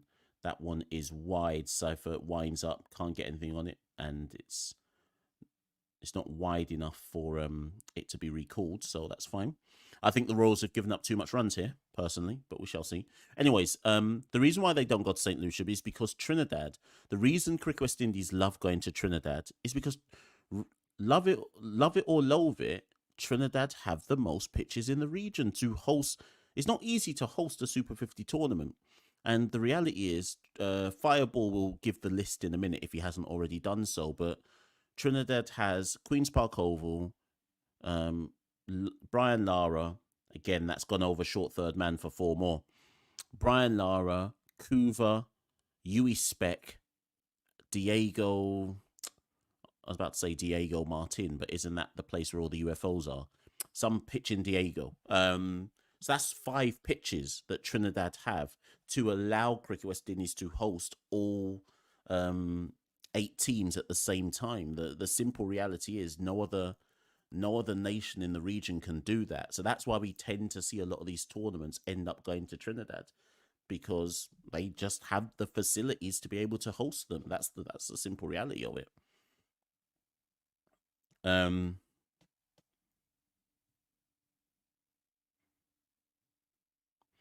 I'm not saying that all of those pitches I just mentioned are top quality, but it's not about being top quality. It's about the logistics of being able to host 8 teams.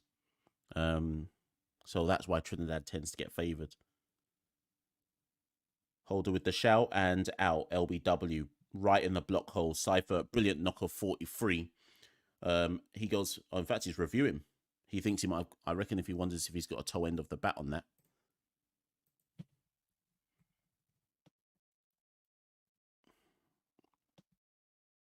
So we'll wait to see if this is out. Holder obviously thought it was absolutely plumb. If Cypher's got no bat on it, it's absolutely gone because it was right in the block hole. It's a fair delivery. I've put up 160 for 4 because I'm assuming it's out, but maybe Cypher got a toe end of his bat on it. And no, the bat hit the floor. That's out. So Holder gets a wicket. St. Lucia 160 for 4. I think 160 is well above par on this pitch, but we shall see. It looks a bit. This pitch is the bat's still not coming. Sorry, the ball's still not coming onto the bat. And there definitely seems to be more bang for your buck if you hit through the line on this pitch. Oh, hold on. Hold on. No, I still think that's out. Yeah, that's out, surely. Hold on. Are they saying it's pitched outside leg? Oh, it might not be out, people. I think they're going to say it's pitched outside leg. I didn't even think about that. I thought it was in line with the leg stump, to be fair.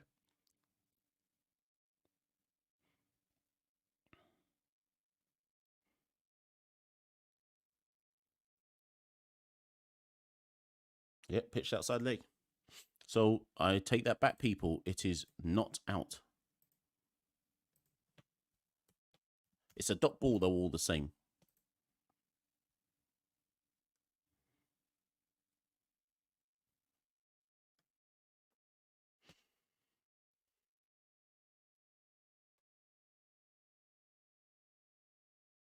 Ramel says McCoy is downgrading slowly. I hope he saves his checks.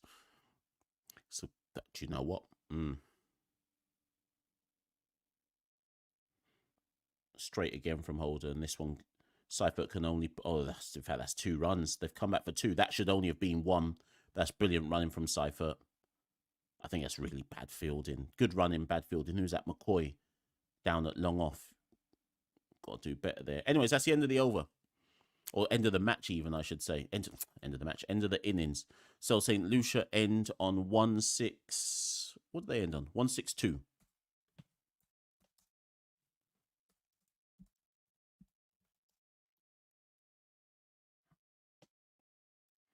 So Saint Lucia end on 1-6-2 for 3. Okay, do you know what, people? Do you know what? I'm going to be... This is how I'm going to be balanced. I'm going to be balanced. Did I enjoy that? No. Was it crap? No.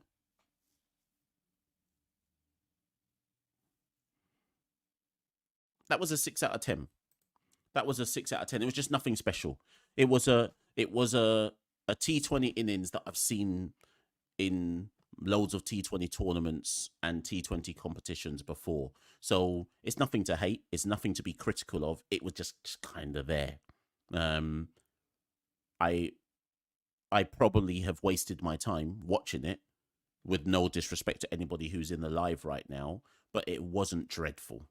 It wasn't dreadful. It was just kind of just there. If that had been on at midnight and I'd stayed up to watch it, I would have been absolutely livid. But given it's only 4:30 in the afternoon in the UK, I can let that one breathe. So 1-6-2 for 3 people. I'm going to go for a bit of a break at the change of the innings. Just listen to the Ute man speaking. Yeah, Ute man saying it's a bit slow at the start of the innings, so we'll see how Barbados get on. So, people, I'm going to take a bit of a break. I'll come back for the second innings. If you haven't already done so, like, share, all of that. We need 8 more subscribers to get to 10K. Tell somebody to come and watch this live and like it and subscribe and all of that. And I shall be back very, very soon, people, for the Barbados reply. Let me just take some of this stuff off in the meantime. I will be back soon.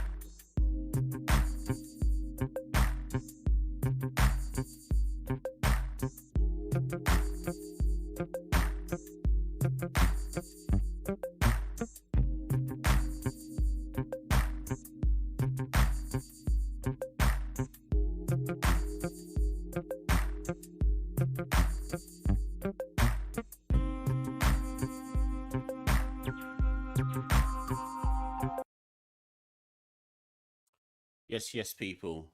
Hold on, let me shut this door. Ugh. Yeah, I'm back. I'm back. I'm back. I'm back. I'm back. I can't wait for the exciting conclusion of this 24th game of the Caribbean Premier League between the Barbados Royals and Saint Lucia Kings. Welcome back, everybody. You know, we're just here with the Blueswater greatest sport in cricket, the biggest sport party. Ah, boy. Right, let's get going. Let's get going. I've done the hype. Hold on, let me get this phone working 1 second. Who's opening? Is it? Hold on, where's my oh my god, I lost the game. 1 second, people.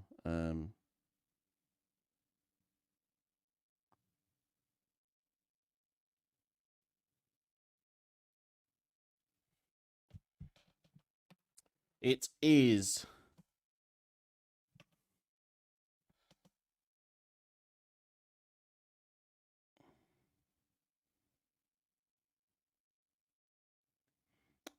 Kadeem Elaine and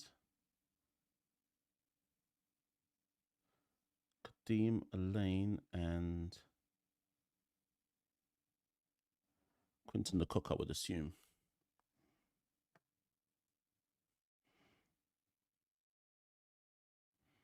Right, and off we go. I need to charge this phone this differently. Right, so one run immediately. Elaine tucks that a bit fine for one, and the rolls are off and running.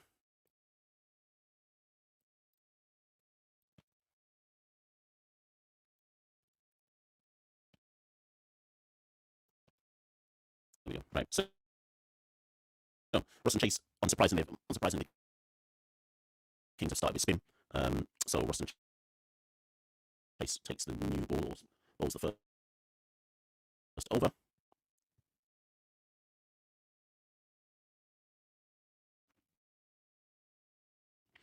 And the clock rocks back, plays that through the covers. Will they get two? Yeah, they come out for two. Run.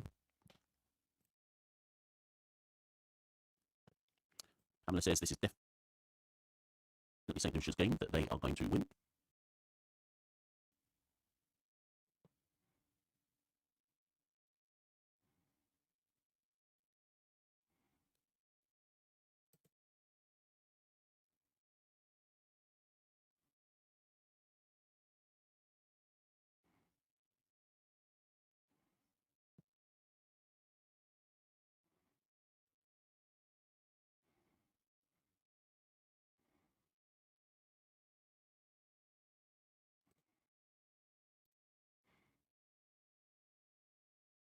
That one catches a bit of a lead and edge down to point.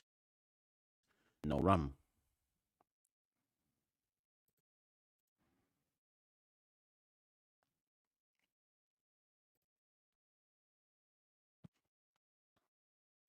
Mic problems. Hold on. Sorry, one second, people. Okay, 1 sec. Hold on. Apparently there's mic problems. Is it still mic problems now?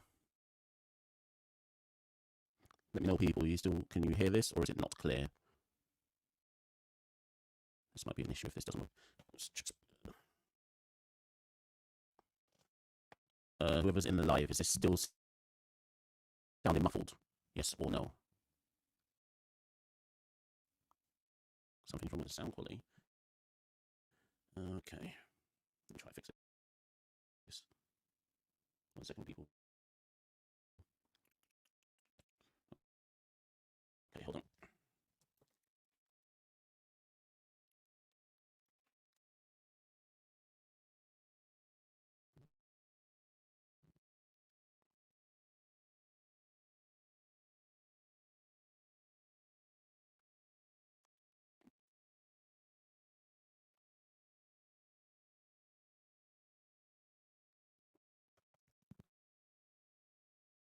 Hold on, people. Just trying to fix this sound. Everyone's saying that it's playing up, so let me check something.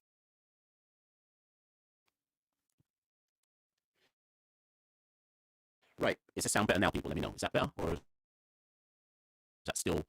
Or is the audio still playing up? I wonder if it's because I've done. What's the audio saying now? People, still a problem?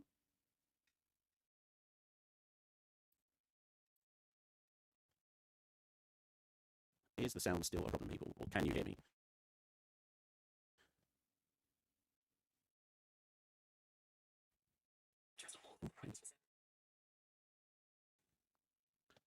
Can someone confirm to me if they can hear? Apparently there's a few sound issues. I can't tell. Only you lot will be able to tell. Apparently it's fine. Well, what's that? So Denzel says that Alzari needs to get the cock. Apparently he does. I'm not involved in that, but apparently he does. Right, okay, so Barbados Royals. In that time, as I was trying to fix the sound, there was at least 1-6 in there, and I missed it. I assumed the cock hit it because I was too busy trying to work out how to fix the sound issue. So Barbados are 13 without loss.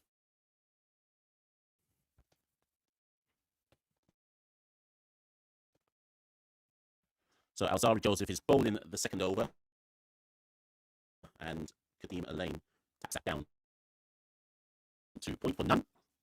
There's no run there.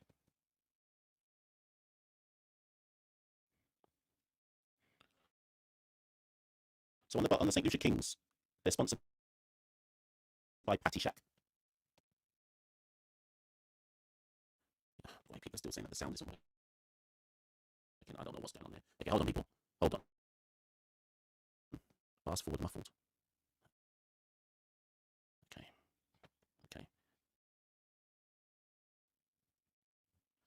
So Kadeem Lane just hit a 4, but Shan and Senorita are saying that the sound isn't working. So I'm trying to fix this.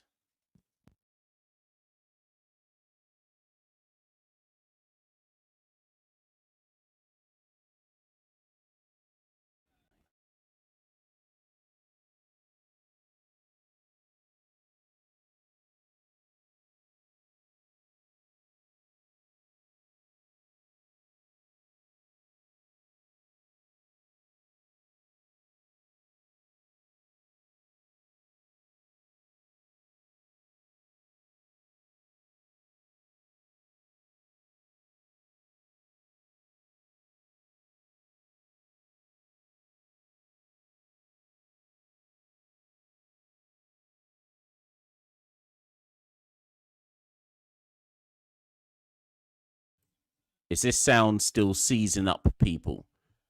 What is this working? I should never have gone off at half time. Now people are saying the sound is all messed up.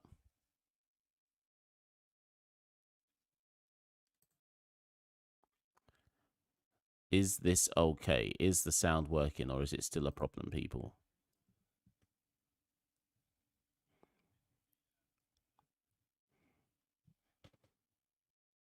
Yep, no, let me know. I don't know. Only you lot can hear me. I have no idea if this sound is working.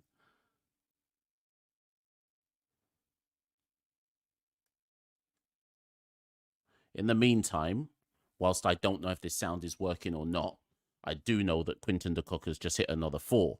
So, apparently it's working now. Right, so Quinton de Kock has just hit another 4. He's cut that. He's cut that fine. I don't think there's a third man. Yep, 4 runs. Yeah, de Kock is trying to get this done as quick. Okay, so now people are saying the volume is low. Oh my god. So de Kock is trying to get this done ASAP. Here we go. This should be fine. De Kock is trying to get this done ASAP. So it's 22 for none after 2 overs. This is the right way to go about it, because 160 on this type of Providence track is probably tricky, but you can take a lot of the drama out of this chase by the work you do in the power play. And obviously Quinton is having a very good tournament for the Royals. So he's probably identified that he needs to be the one that goes on to do the lion's share of the work in chasing down this total.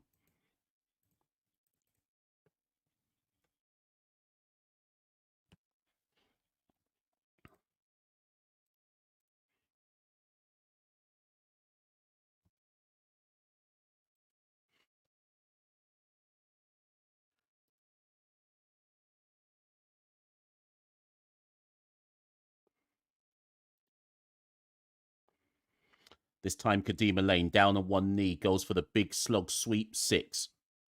Who's bowling now in this third over?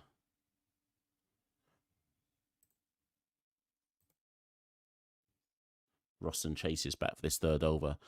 Big up Rising Bowler. So Rising Bowler was with me in Northern Ireland for that academy game against the Emerging Island team / Island First team, and he was there when Kadima Lane hit that massive 6. The ball disappeared. No one ever found it again. So it's good. It's good to see the Royals giving Uteman Kadeem a real chance at the top of the order. And big up Kadeem. Kadeem and I like it. So I think I said it on one of the call-in shows recently. Kadeem says that he is an opener and he wants to be given chances at the top of the order. So big up Barbados for trusting in the Uteman. This time straight, huge, down the ground, 6, great shot. That's what I love to see. Give a Uteman a chance, a genuine Uteman a chance. Pummeled straight down the ground, chase. Getting that serious work. Chase getting treated like a bad bee right now. Barbados 34. 34 without loss after 2.2 overs.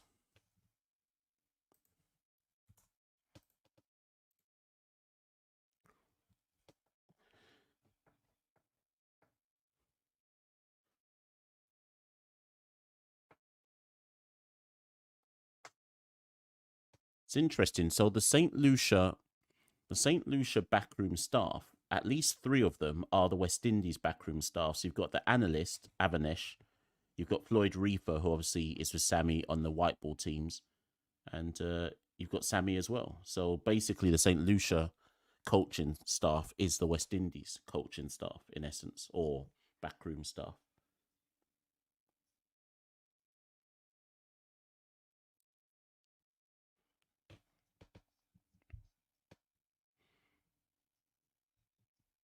Do you know what? Interesting question. I've wondered this for a while. And I'll put it out to everyone who's currently in the chat, but I can't think of a reason to argue properly against it. But should Darren Sammy be allowed to coach in CPL whilst being the West Indies head coach. I've always thought that that's a bit, and don't get me wrong, like, I get it. Like, Sammy is effectively president. What the hell? Like, I get it. Sammy is effectively president of Saint Lucia. He can do what he wants. But if, like, Andre Coley can't coach, well, maybe he can, but Andre Coley's not coaching a team in the first class championship or in well, not in Super 50 because that would be Sammy as well. I just find that a bit weird that you're allowed to be the West Indies head coach and coach a team in CPL, because, and then I'm not saying Sammy is doing this, but doesn't it effectively mean that a Ute man who does well under Sammy basically comes straight into the West Indies team then? So, not that I'm saying, again, like I say, I'm not saying it's going to happen. I wouldn't suddenly expect to see Akeem or Geist get into the West Indies T20 side, but he might get an ODI call up. Machel Govia might get a call up quicker than you would imagine. Like, I've just always thought that's a bit weird that he's allowed to do it. But then again, the flip side to the argument, again, Chase is in what Kadeem thinks is his zone of interest, and it's straight over the long off boundary for 6 back to back. In fact, not even back to backs. It's 3. It's 3 in a row. Let me cross myself because I don't want that devil mark on me. It's 3 6s in a row. Chase getting worked, getting that real work put on him.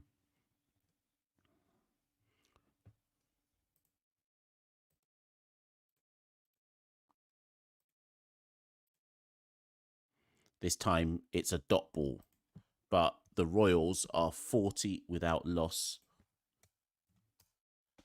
after 16 balls.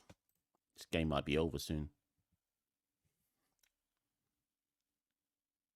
This time, good batting from, well, it's a dot ball, but Kadeem's not just trying to go for the big shot. He's playing each ball on its merits thus far. He's 24 off 10. The Cock is 16 off 7.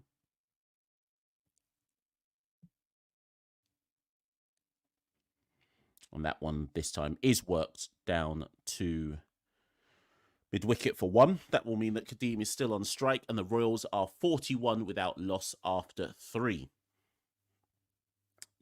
Ruston Chase, 2 overs and none for 32.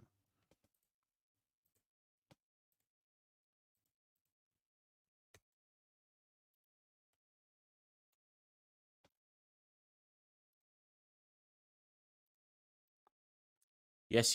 So already at this stage, you would think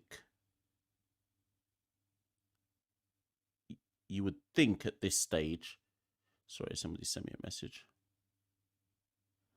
You would think at this stage that it's Barbados' game to lose, because if they get through this power play, particularly without losing a wicket, they would have to do something horrendous to lose from here. But now they're bringing on their trump card, which is Noor Ahmad. Noor Ahmad, of course, is he the top wicket taker in the tournament thus far? Let me just double check. Let me check in my stats and my facts. I don't think he is. I think it's Shamar Springer, obviously, because Antigua have played 10 games. But Noor is probably the most economical. Yes, so Noor has 11 wickets at 5.53. The only person with a better economy than him is Narayan. Anyways, Kadeem Alain goes straight after Noor Ahmed. Is a bit wide, and Alain just leans into that, smashes it over extra cover, 4 runs.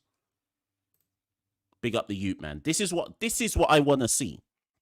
Putting Ute men in prominent positions and just trusting in them and saying, I believe in you, Ute man. Go play your normal game.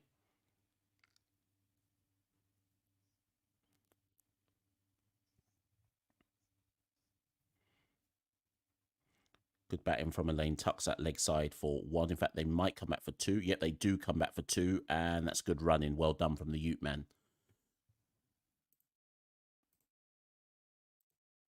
I would assume that most people are actually watching Arsenal versus Man City, or Man City versus Arsenal, whoever's at home right now. I would assume that's what's going on.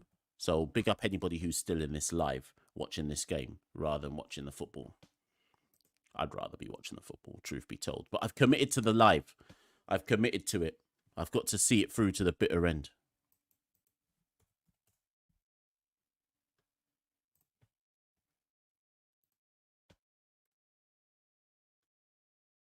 Again, tucked into the leg side by Elaine. This time they'll only get one. Royals move to 48 without loss. Arawak says Elaine is a no-nonsense hitter. Exactly that. How old is he? I think he's only 23. He might be 24. 23, yeah. Turns 24 in January.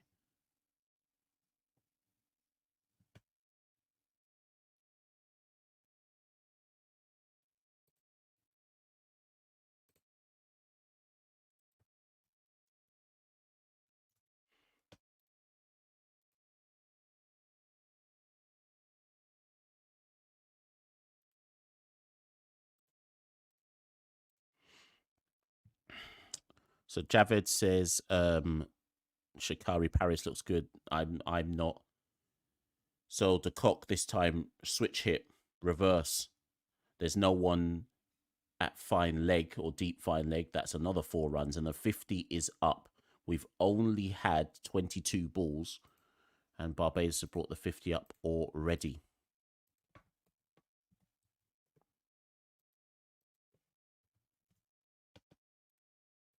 Yeah, so Jav says Shakiri Paris looks good. No, I don't.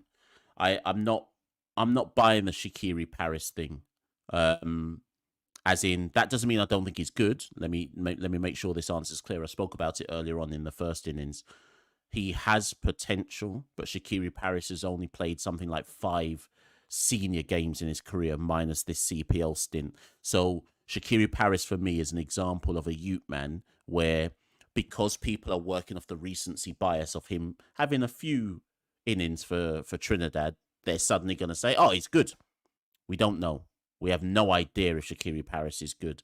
What we need to see from Shakiri Paris is when Super 50 now happens, I want to see how Shakiri Paris goes in Super 50.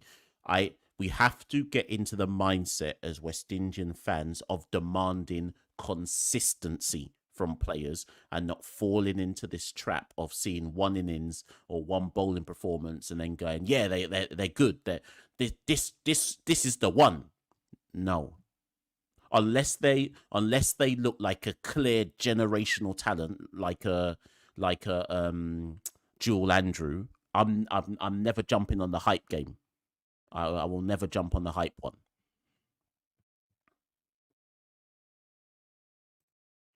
Ruby says, Mash, it seems that all other teams have a vendetta against TKR or TNT cricket in general. I can't answer that because I don't.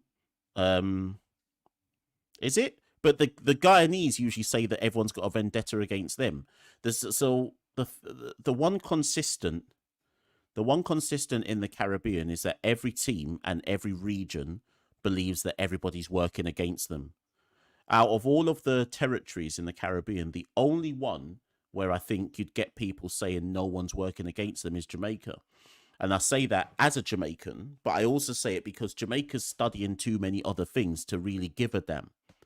And I think this is where Jamaica has an advantage because Jamaica can study football, they can study netball, they can study athletics. So if people are fighting down or there's a perception that anyone's fighting down Jamaicans in cricket, no one's going to care because we can study other sports. So I do think that in cricket, there's a perceived fight down culture. Quinton down the ground, there's no one there. In fact, no, he hasn't connected cleanly, so he'll only come back for 2. Faf fields that. Has they come back for 3 or 2? Yeah, 2. And they moved to 55 without loss. Yeah, so I think everybody's got a victim mentality in West Indies cricket.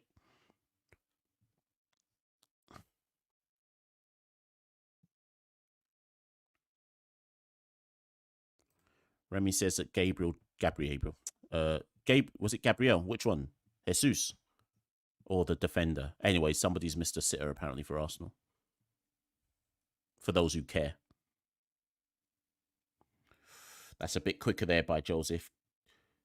Bit straighter, and that would have been an LBW candidate, but it's going down the leg side.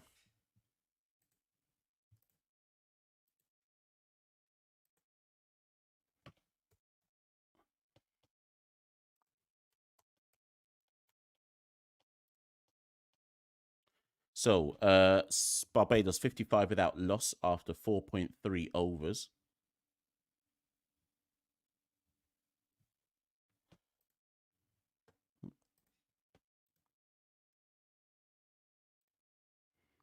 This one is wide. I'm sure he'll have to he'll have to reload that one.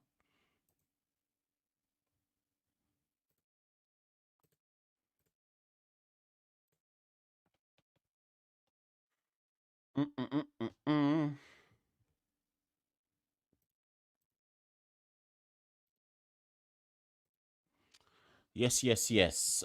So Kadima Lane is on 33 off 15. Quinton de Kock on 22 off 12. The chase is nearly under 100 already. The Cock goes after a wide one from Joseph and is out. Roston Chase takes the catch, running back at point. Is it Chase? Yeah, Chase takes the catch, running back at point, and the Cock has to go for 22, and that is the first wicket. The first wicket falls for Barbados, and Alzari Joseph gets his reward.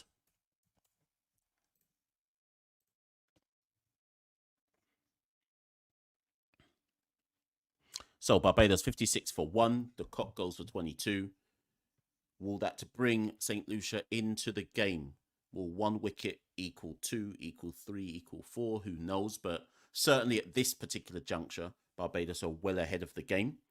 De Kock will, he hasn't, I wouldn't say he's done his job per se, but certainly getting those 22 runs of 13 balls has given, along with Kadeem obviously, has given Barbados a foundation to build from.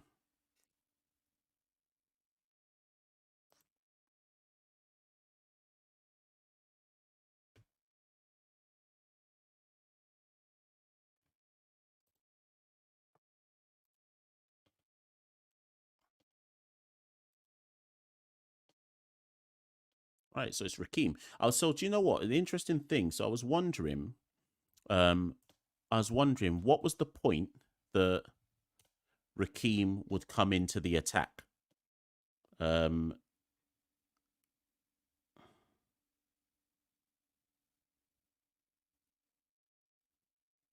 and the answer is, sorry, into the attack. The answer is now, and I guess it makes sense. So I think what they've decided with Raheem, obviously he's been down bad opening the innings. So I think what they've decided with Raheem is if a first wicket falls and it's still the power play, you come in.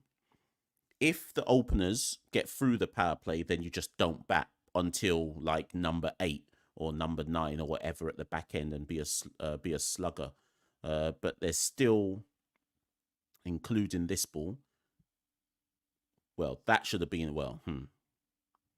That's the type of example there as to why people get vexed with Raheem, because he's pushed that one down to mid on, and arguably there's a quick single there, but Raheem obviously would have been out if he'd run that quick single, but anybody else probably might have got it. But anyways, the point is there are 7 balls left of the power plays. Let's see if Raheem can do anything with it, but he's been down bad with the bat, so who knows. Joseph to Raheem.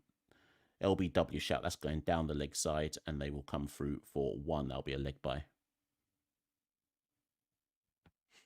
So that is the end of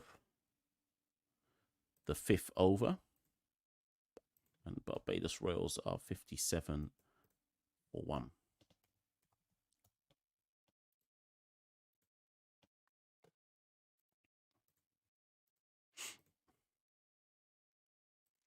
If you're in the live, like the video, share the video, all of that, all of that.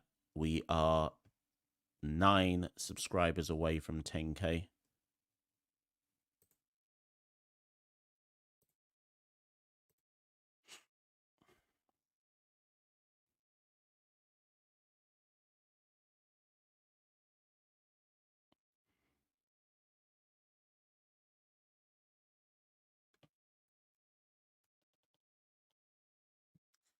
So Raheem,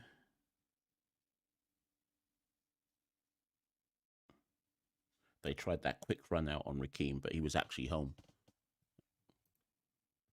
I saw a video before the start of CPL. I saw Barbados Royals post a video of Rakeem doing some like quick sprints. It was interesting. He was definitely running. So Kyrie Pierre in, Rakeem rocks onto the back foot, can't beat chase at point, no run. So he was definitely running. It wasn't a shuffle. So it was the first evidence I'd seen in a long while that Rakeem can actually run. It wasn't quick, but he was moving. He was moving. Like if you... That one drifts onto the pads, no run. If you'd got in his way, he would have run over you. You know, like if you're... You know, like if there's an elephant stampede and they would just trample you to death. Like if I'd stood in front of Rakeem, he would have mashed me up still and trampled all over me. So he can definitely move. When he gets ahead of speed up, he can get... I'm being serious though. He can get moving.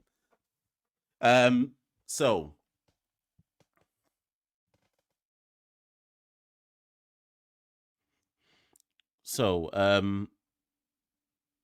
right, Rakeem brings out the first big shot, but is it deep enough? It is just plugs. Just plugs between the two, and there's a misfield. I think it's Govia down there.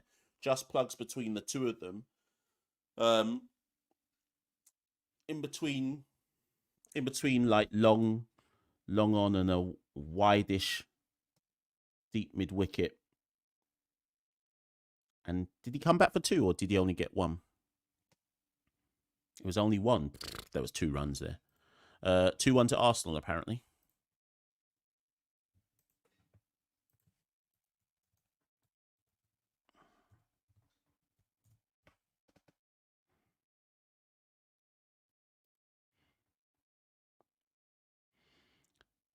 And the lane punches that down to long off for 1.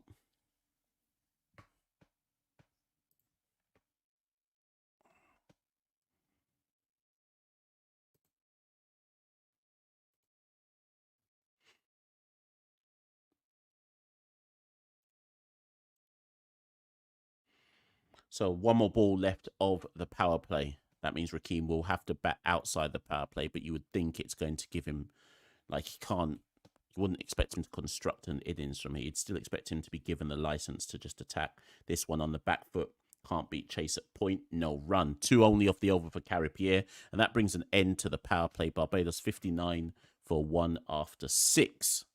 Still ahead of the game. But good comeback there from Alzari Joseph and Kyrie Pierre in the final 2 overs of the power play.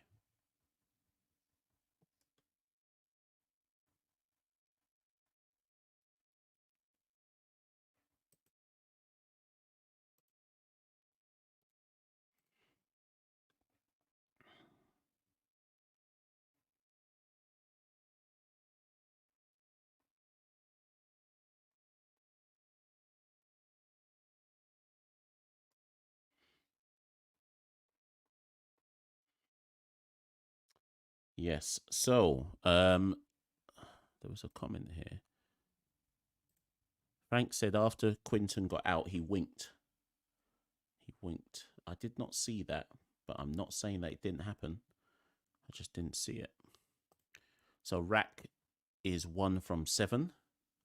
Looking like a long day for Rakeem Cornwall, but you never know. David Weiser comes into the attack. Let's try and so people trying to get something to work here.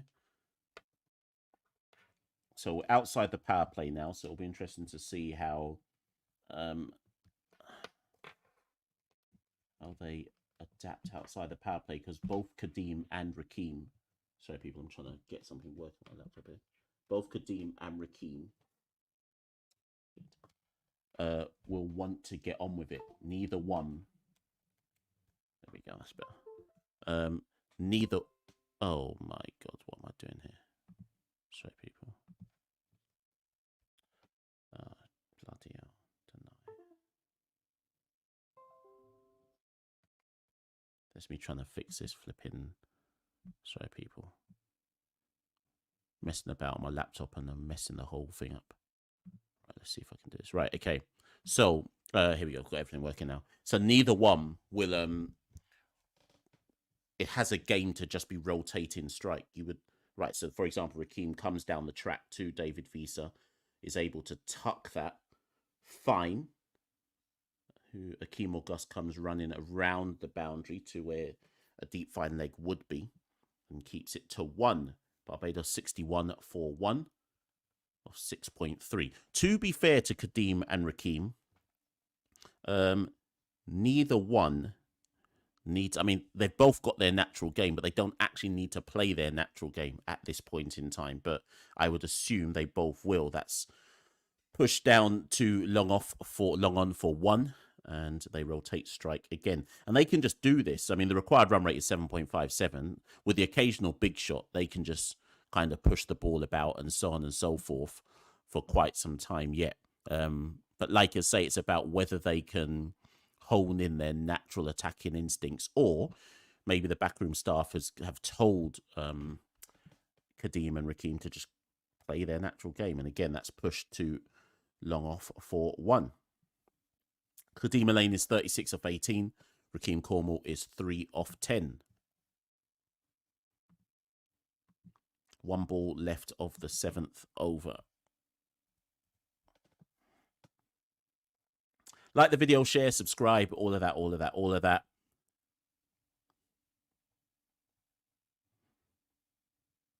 Final ball of David Visa's over. Back of the hand delivery.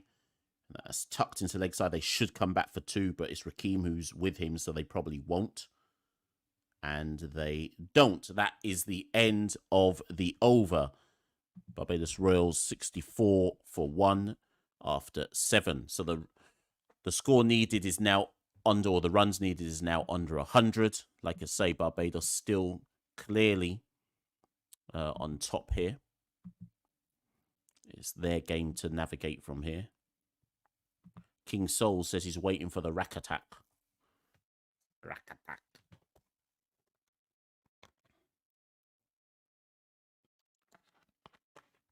Yes. We're waiting for this rack attack. I don't know if it's coming. Don't know if we're going to get it. Candy floss being sold in the stands. Harry Pierre into Kadima Lane. And he pushes that past the wideish extra cover for 1. So we're just dealing in 1s at the moment. Nothing really special. Nothing really special going on. We're just rotating strike, waiting for some kind of event to take place.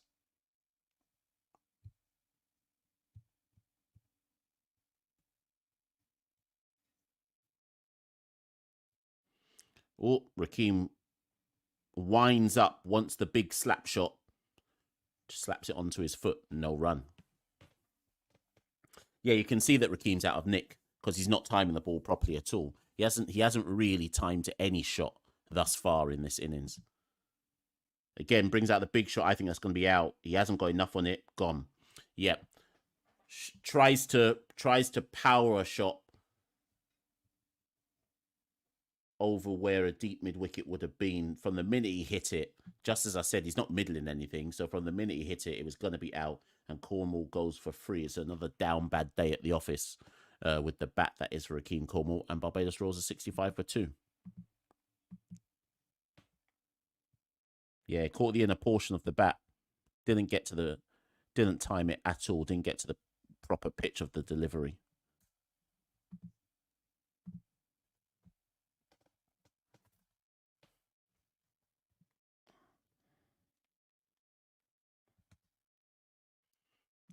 Who does that bring to the crease? I don't even know who's in next.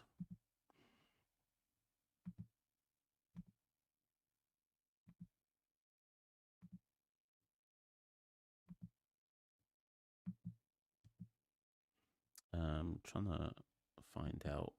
Sorry, people. Let me try and work out.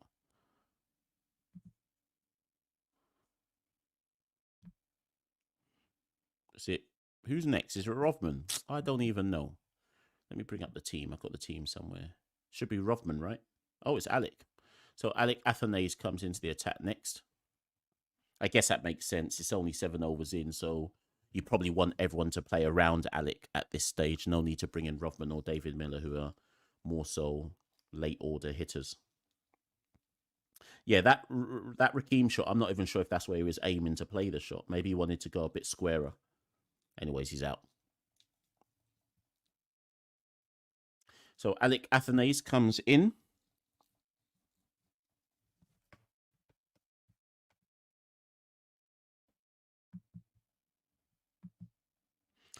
Pierre into Athanase. This should suit Athanase. And just turns that off his pads. First ball. And what you should start to see now, depending on how long Kadeem is out there, is that some of these ones will be turned back into twos again.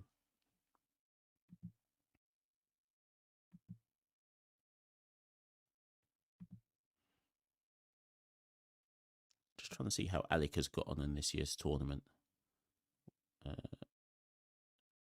And that one is chopped fine by Kadeem Lane. There's no deep, there's no third man, and he's able to get 4 runs.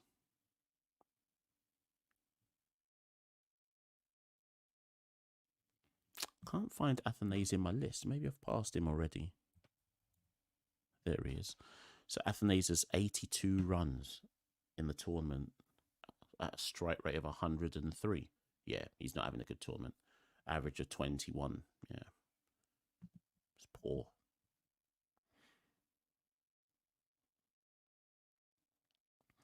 Pierre into Elaine, who's able to punch that down to the deep mid-wicket region for 1. And that brings Alec back on strike. In fact, that's the end of the over.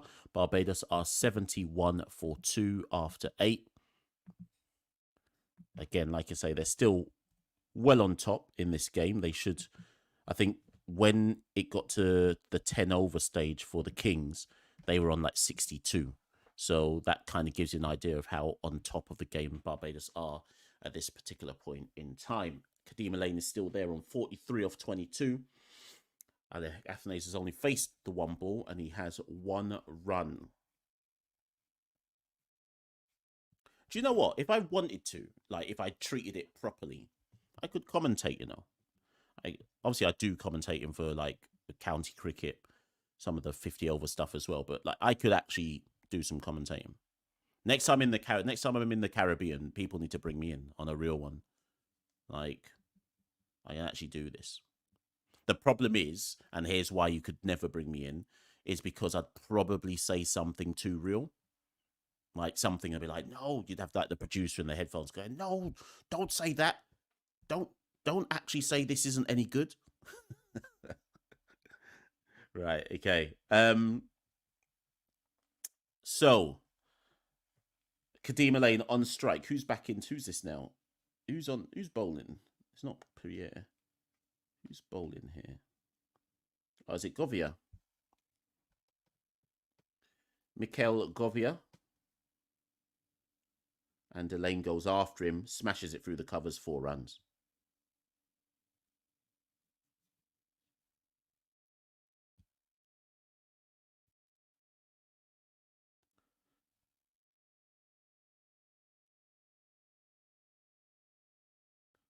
Right. Just a bit too much width for Elaine, and he gives it the treatment. Frank says, are you enjoying the game, Mash? If I'm honest with you, Frank, this time Elaine down on 1 knee, goes the other side of the ground. It's a lot of height, not yet. Got a lot of height on it, but didn't get the length, and he's out. Holds out to Alzari Joseph. Govia strikes immediately after the 4, and another wicket falls. Elaine has to go for 47. Good knock from the youngster. Possibly got it too excited there. I'm not sure that shot was on. Let's see what happens there. Yeah, catches the top splice of the bat. And Alzari Joseph settles underneath it in the mid-wicket region. And Elaine goes for 47. Good knock from the youngster. Enjoyed that. Enjoyed his knock. And but Saint Lucia just chipping away. Just chipping away, keeping themselves in the game through wickets, if anything else. If nothing else even. And Barbados may just want a period of consolidation. for the next few overs. So Aranaba says Kadeem should be in the T20 side in place of Charles. Well, who were the last openers in that South Africa series? Who opened again? It was who opened? Was it Hope and Alec? Who remembers? I can't even remember now. Who? Someone say in the comments who opened in the South Africa series. Was it? I feel like it was Hope and Alec, or have I just made that up in my head? Now, obviously, Brandon King is ahead of Charles. Charles was benched for the 3 games, so it's not, you're not just thinking about Charles here. You have to think about the fact that Brandon King's probably a first choice player as well. So, anyways, Govia into Rothman Powell, no run. So we have 2 new batters at the crease. All the set batters have gone. Powell's faced 1 ball. Athanaze has only faced 1 ball. And Govia is into his work. Got 1 wicket in his first over. That one's wide. So you'll have to bowl that one again. So the Royals need 87 of 68 balls. Let me see the work that Govia has been putting in this tournament.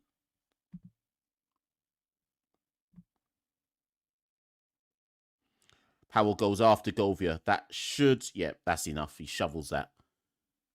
Just shovels that in. It was in the slot for Powell. And he just shovels that over the deep mid wicket for 4, or for 6 even. Yeah, too short. It's just a tad too short there. Needed to be fuller.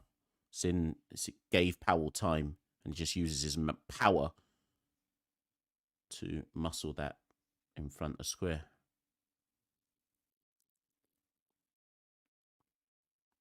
Anyways, so let me see this Ute man, Govia. In fact, is Govia even a Ute man? I swear it's like 27 or something.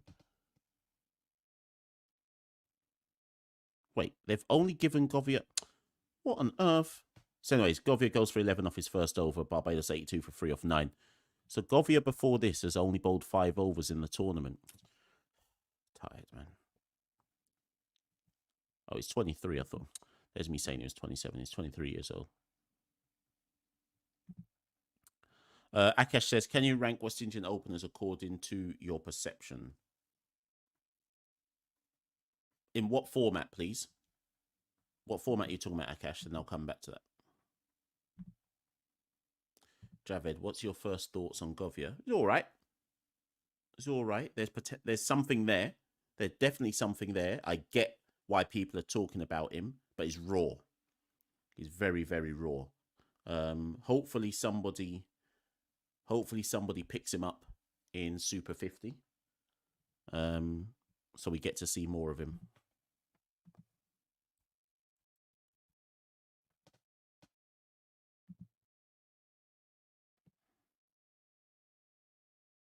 Anyways, Noor Ahmad back into the attack, and Ali Athanaze down on 1 knee, tries to sweep that fine.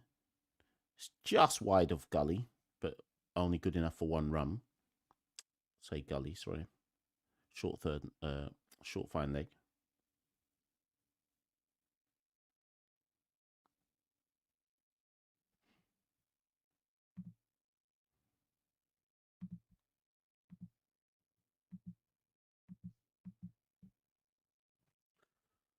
Barbados 83 for 3 off 9. Rothman Powell 6 off 3. Alec Athanaze 2 off 2. Kings need another wicket at some point. They've gone to their trump card, Noor Ahmad.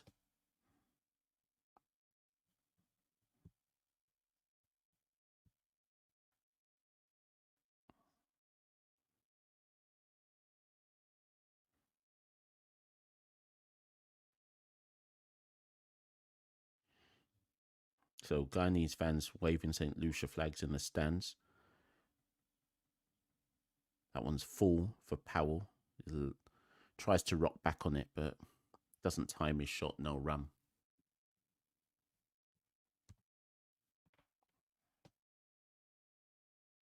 That's super wide from Noor Ahmad. They'll have to bowl that one again. That nearly didn't even land on the pitch. Had to be saved by a diving Roston chase at first slip. Must have taken off a crack there. That's absurd what that ball did. Good save from Roston Chase, though. Goalkeeper save there.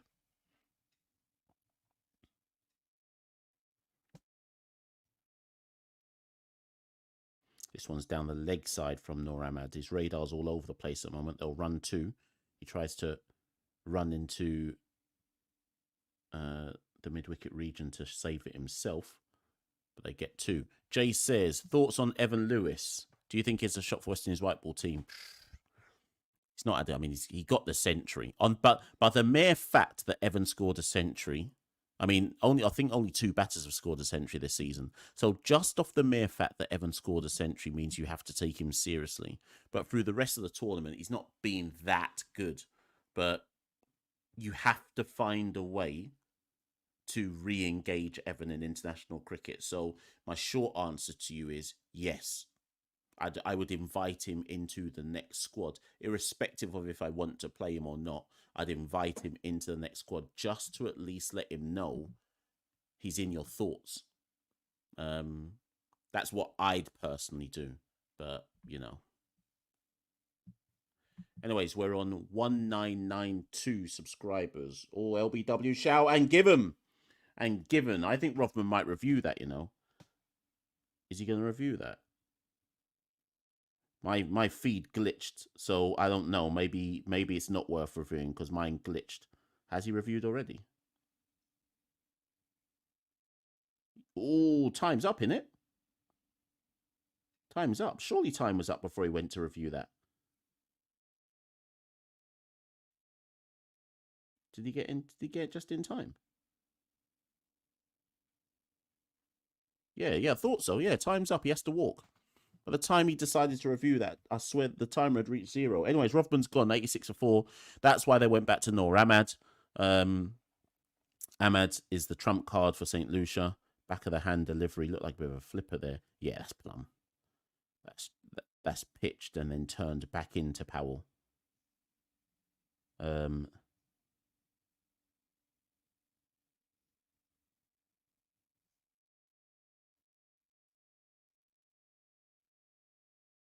So yeah, Royals lose another wicket, and are they calling the drinks break? I don't even know.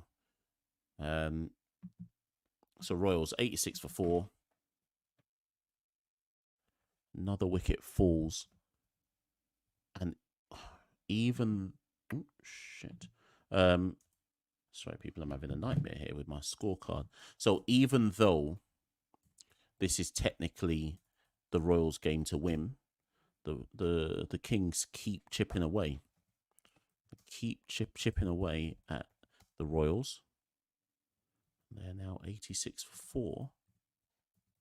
9.4. It's getting to that point. It might even be now. It's getting to that point where you'd say this is even Stevens. You'd say this might be an even Stevens game at this point. It's probably David Miller who comes in next. Remy says, what's your thoughts on Rothman in this CPL? Bear with me. I want to just look at some stuff before I give my verdict. Rothman's in an interesting position because Rothman can't get dropped from the West Indies. Rothman can't get dropped from the West Indies team because he's captain. So he can continue to be down bad. Anyways, this is Rothman's numbers. So this is his 8th game. He's averaging what, 25, a strike rate of 127, 150. I mean, to put that in context, the only other person who scored a 50 for the Royals this season is Quinton de Kock, who's got 2 50s and a century. So it depends. I think the question for Rothman, the question is, what do you expect from Rothman? So rather than what do I think of Rothman's performance, is this about par? And if it's not par, what are the expectations around what Rothman should be doing? I think that's the deeper question for me.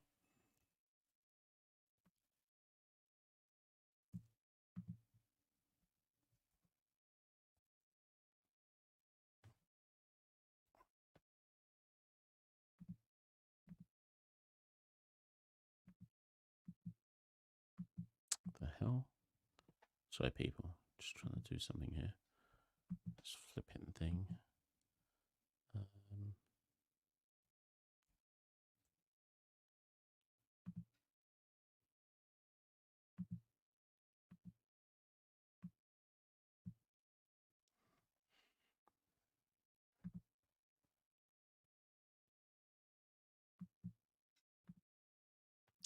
Right, okay. Sean says, Miller is the key. He's clutch in these situations. If he goes, then all bets are off. Denzel says, I told you Alzari would get the cock again. But that's for you and Alzari to talk about, you know. I'm not involved.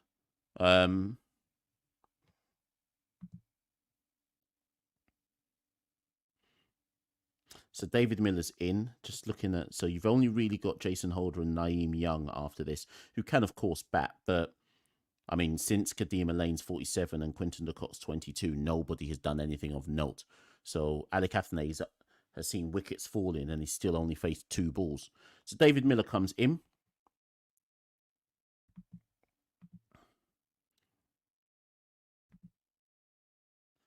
The Royals are 86 for 3. So let me go back to that question from Akash because he told me he was talking about T20s. So let me find his list again if I can find it. Here we go. So Akash says, rank these West Indian openers according to your perception. I'll come back to that. First delivery from Noor, no rum. Okay, so number 1. Right, I'm yeah. Number 1, I'm talking about what's happening right now. I'm not talking about overall ability. That one's pushed past Noor Ahmed down to mid on for 1 run. So number 1, Hope. Number 2,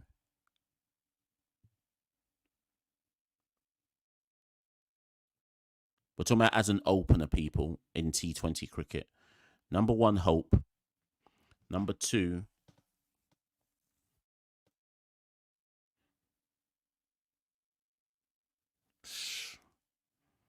Charles.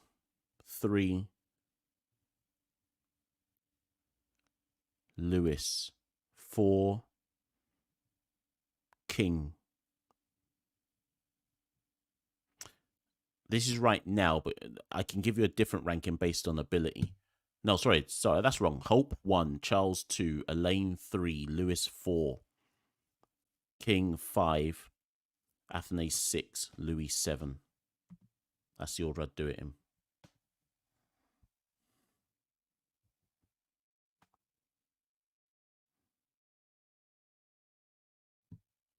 Yeah. And that's why I paused, Peter, because when I put Charles 2, I realized we're down horrendous. But Charles is 2 on merit. If you're talking about right now, assessing things right now, Charles is out of that list. Charles is 2. It hates me to say it, but it's facts.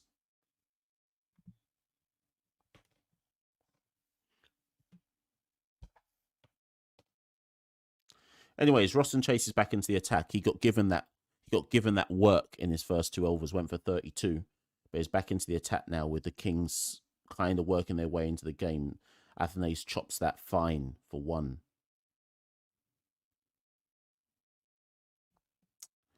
Fletcher's not in the list at all. Like, his time is done. Respectfully, and I say this out of total respect to Andre Fletcher, his time is done. So he's not even in the list.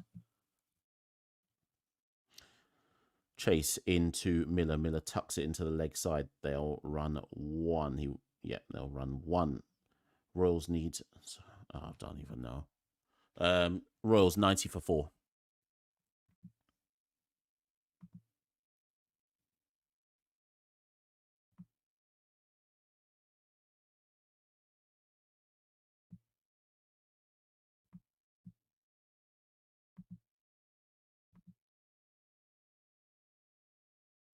Yeah, Mayers isn't in my list either. Like, Chase into Athanaze, rocks onto the back foot. There's a short mid wicket there, no run.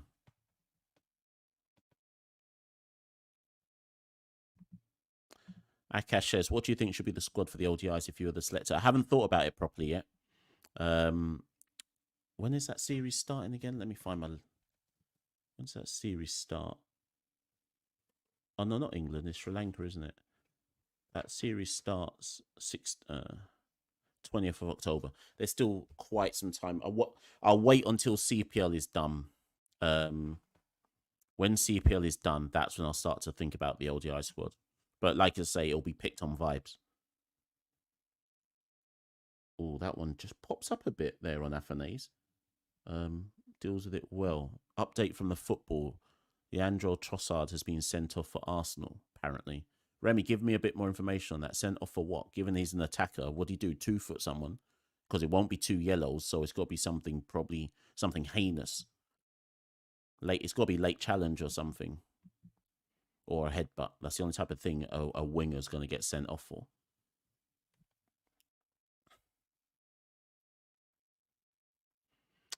Right, so what's the score? I don't know. So the score is...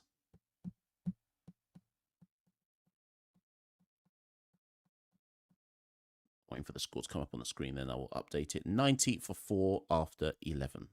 That is the score. Who's into bowl? Govia comes back for his second over.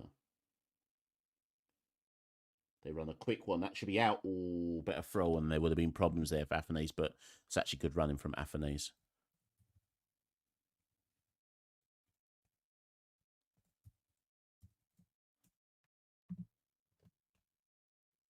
Right, so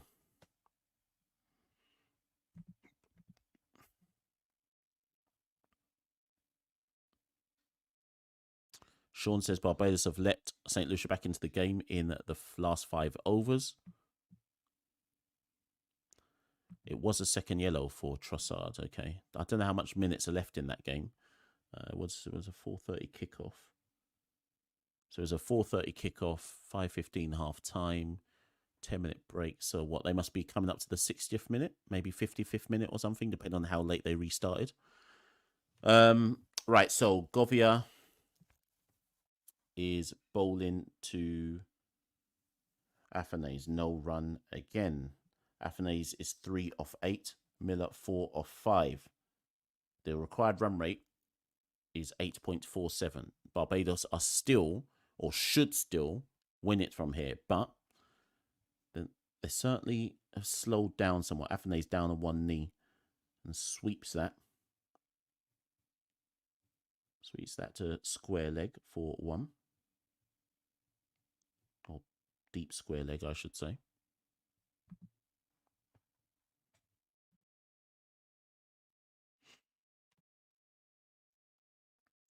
This time Miller, first big shot in anger in a while, 1 bounce, 4 over the covers.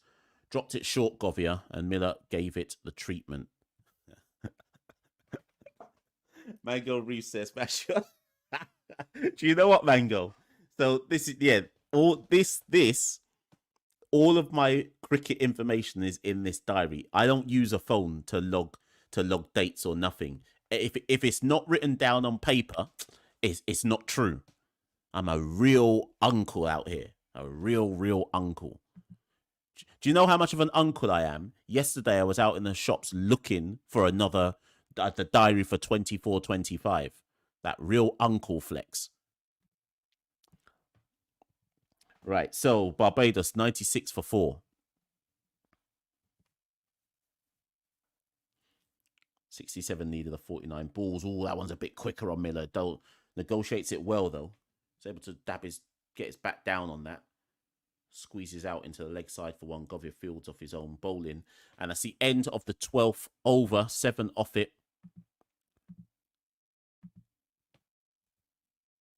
The Royals are 97 for 4.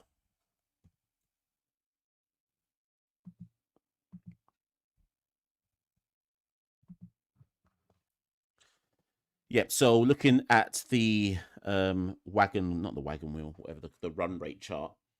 Who's on top? Yeah, the Royals are still well ahead of the rate. They were well ahead of it up until about the 10th over. Things have slowed down slightly. But the thing you have to remember is from the 15th over onwards, largely due to Tim Seifert, that's when St. Lucia really got the runs. But Yeah, that the flipping hell is this? Yeah, that last 5 overs is when Saint Lucia really got the runs. But we'll see how we'll see. Yeah, we'll just see how it goes for the Royals in their last 5. Anyways, Chase back into the attack. This must be his final over, I'd imagine. First ball's a dot. Royals need 66 from 47. Oh, that's gone for everyone. So 2 byes will be picked up there. I'll need to see that delivery again. Did they get 2 or was it 1? It's pitched. That is brilliant from, well, that's just a brilliant delivery. Who's the wicketkeeper? Wicketkeeper should have taken that. It's pitched. It's beaten Miller's outside edge. It's Charles, of course. Charles, the wicketkeeper. And Charles fumbles behind the stumps. It wasn't a chance in terms of a catch, but he's let a bye go there. That's a brilliant delivery from Chase. Royals move to 98 for 4. Athanase back on strike. He's only on 4 off 9. Doesn't look fluent out there at all, Athanase. Suggests that probably he's going to hit a big shot to release the pressure, but now I'm not sure now's the time for that, but that's what I feel is coming. Anyways, back. Oof. Again, Chase getting a few to grip here. Athanase was all at sea to that delivery. It's lucky he didn't get bowled down there. 65 needed of 45. Chase again to Athanase. This time Athanase punches off the back foot and it's through the point fielder. Should have been stopped. They'll come back for 2. No, it's just 1 in fact. Or Geist comes in off the boundary. I think it was Faf. Was it Faf? Don't know who was there at point. Or just wide-ish point. Don't know who it was, but they should have stopped it. Oh, it was Seifert.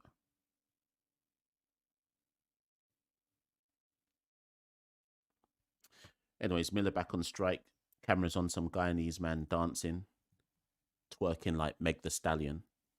Man doing that dutty wine like Cardi B, cuz. Anyways, no run again. Yogesh Panani says it's mostly betting sponsors in CPL. Yep.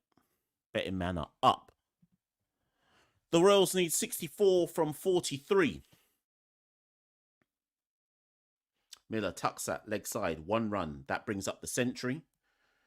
And that is the end of the 13th over. This is slow going, eh? I'm just trying to get through to the end. You know what? I'm not doing another watch along. This is enough for me. I've done my duty. I've done my service. Now no one can say to me, oh, but you're not really watching CPL. This is the 3rd game I've watched in the tournament this year. I'm not watching anymore. That's it. I'm done. I'm going back to watching highlights when I can be bothered. I'm done after this one. You got me out here in the trenches watching this. I call this trenches activity.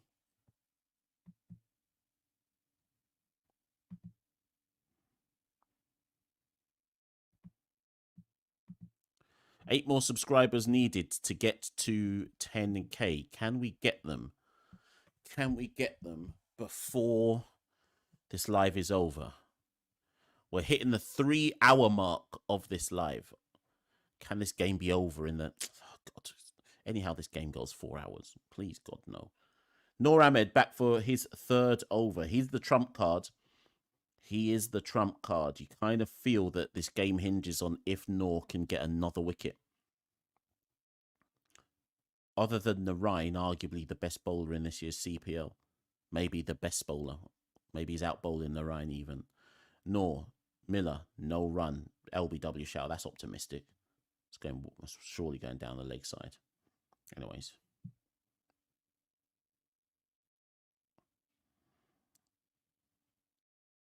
They're having a conversation. Are they thinking to review this?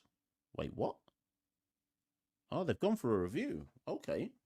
Hold on. So I just assumed that wasn't out, but Bath has gone for a discussion with Noor and they've decided to review it. I did not even consider that was even close to being something worth looking at.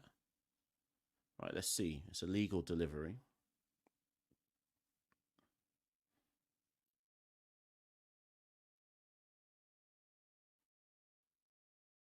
Here we go now. Oh, it does straighten more than I thought. It's quite a ways down the crease, though.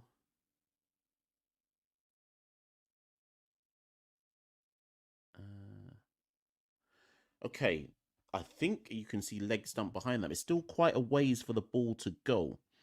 Clip him. Oh, hold on.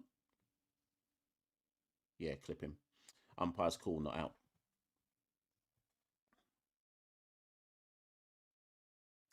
So we'll continue. Well done, Zahid Bassarat.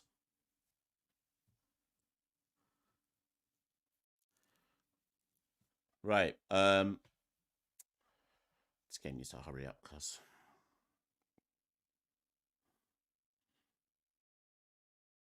Another LBW shout. Another.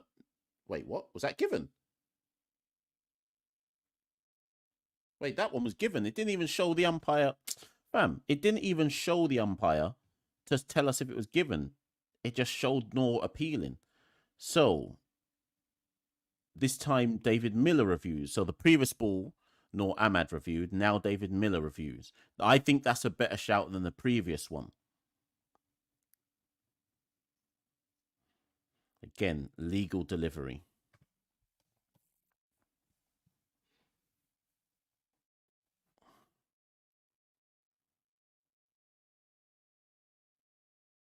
And this is going to be, I think that one's out. He's a ways down the wicket.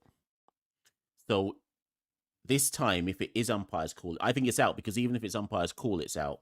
I think David Miller's got to go. Aranaba says, what do you think about Afanasi's ability as a T20 player? I think he's being hyped too soon in that format of the game, but it is what it is. Right, there's no inside edge. I think it might be missing, you know. Now I've seen that. Now I've seen that view actually, and given how far down he is, I think that's missing. Yeah, that's missing. Yeah. So back-to-back reviews. No dice. No runs though. Crucially, either way. Royals have to find a way to see out Nor Ahmad, because they clearly don't know what to do against him.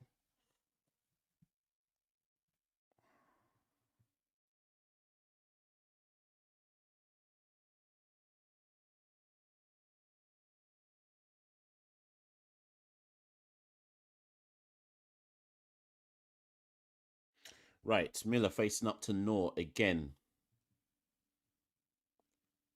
Oh, that one's just beating him all ends up. No run again. Royals need 63 from 38. I'm hungry, you know. Oh, that's really gripped and turned off the surface. There's the op. This one again. Miller don't know what's going on out there. That one skews out.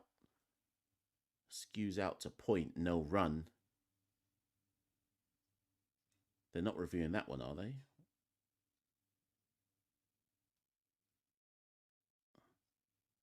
$63 needed of 37.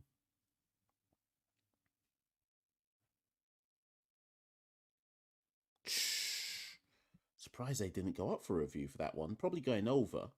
But anyways, final ball of an eventful over. Dot ball. Brilliant over from Nor Ahmad. David Miller, no idea what was going on out there. Looks like he's playing for South Africa in Afghanistan right now. And that is the end of a dot over. At one point in this game, if you've just joined the live, at one point in this game, Barbados looked like they were going to coast it to victory, certainly at the end of the power play.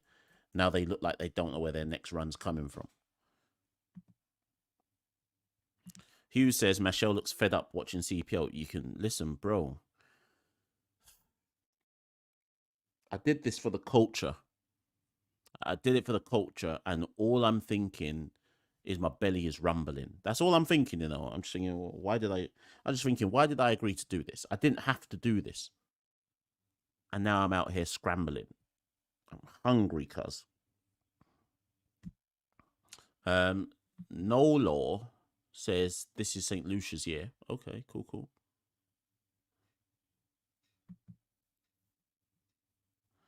Anyways, Machel Govia back into the attack, and there's a fielder out there. Looks like it's Alzari Joseph. First shot in anger in a while from Malik Athanasi. Gets 2 through the covers for 2. At this stage, St. Lucia Kings were 98 for 3. So, like I say, Royals are still technically ahead of the game. But they just don't look like they know where their next runs are coming from, or like kind of serious runs are coming from. Athanase again. This time, oh, no run.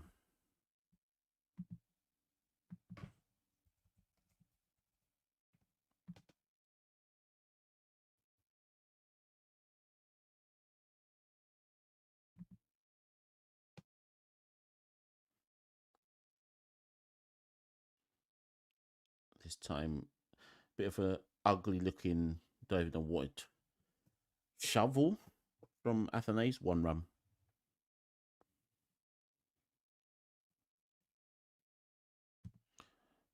Daniel, the thing is, here's the thing that people don't understand about me. I actually don't care about Premier League football because the team I support is in League Two. Miller does go for the big shot this time. I think it's a full toss from Govia, and Miller dispatches that in amongst the Guyanese fans, way over deep mid wicket for 6. So this is what I'm saying. They may as well just try and play Noor Ahmad out as best as they can, and just cash in against everyone else, because Ahmad is essentially their top trump. Obviously, they'll try and go to Alzari Joseph as well, but you never know what you're going to get with Alzari. So Daniel, if I hadn't agreed to do this, would I have watched Arsenal Man City? Possibly, but at the same time, I also don't care about Arsenal or Man City, really and truly. Like, I'm not a Premier League fan. So I don't get into I never get into the Premier League hype. Miller again, this time, it's another 4. Same area, this time all along the ground this time. Again, 2 full from Machel Govia, and this time Miller just helps it. That's timing, and helps it down to the boundary. Royals needed this over. Joel says, Mash, are there any leg spin prospects in the region? Abhijay Mansingh and Zishan Matara are probably the best 2 who are actually playing senior cricket right now. Nobody can tell me where Yannick Carrier is. I'm not saying he's a prospect, but just no one can tell me where he is. Hayden Walsh is playing in this tournament, or was for Antigua. So the bigger question you have to ask yourself is what's being done to help leg spin development in the region.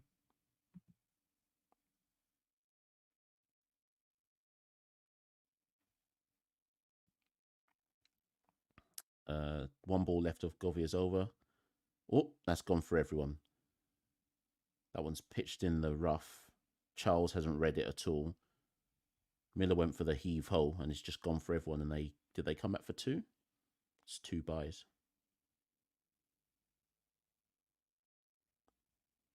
Right, so that was a good over for the Royals. Probably. I don't know if would I go as far as saying that makes them favourites, but it certainly brought them back into the game again, because they were in danger of giving themselves too tall an ask for the final 5 overs, but that over was pretty imperative, and it means they now need 48 off the last 5, which, given they've got 6 wickets in hand, more often than not you expect to take that home. So 48 from 30 with 6 wickets in hand, but the key will be Ahmad's last over.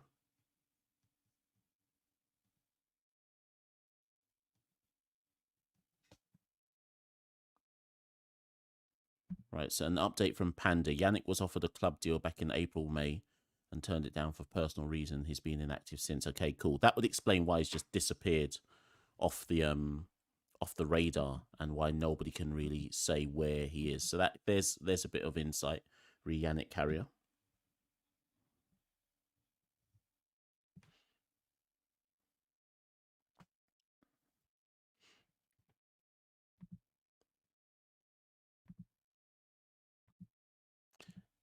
Yeah, so the reason dot ball first up from North. This is the big over. This over basically decides the match for me. If if Royals can get through this over from North unscathed and actually pick up, I don't know, maybe 6 runs, I think they'll back themselves to get the rest. So Remy, yeah, the only reason I don't support a Premier League team is because the first team I ever properly watched in a football ground was Bromley. So that's the first team I fell in love with. And Athens squeezes that backward a point for 1. Brings David Miller on strike. Miller's 20 of 20. Athens 9 of 16. Yeah, so, and because I travelled around the country watching them, I've just never...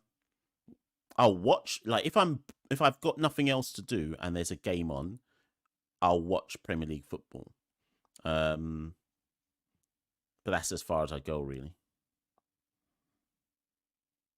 Miller onto the back foot, shovels that deep into the mid wicket. There's a fielder at deep mid wicket, 1 run. That's fine because I think Nor's too good to try and bring out the big shot. So if you can shovel a couple singles, I think that's what you've got to back yourself. See this of hella tired, man. 3 hours and 10 minutes. I think you've got to back yourself into thinking you can make the runs up elsewhere. Down on 1 leg sweeps from Athens. Again, there is a fielder in that region, backward square for 1. Royals need 45 of 26.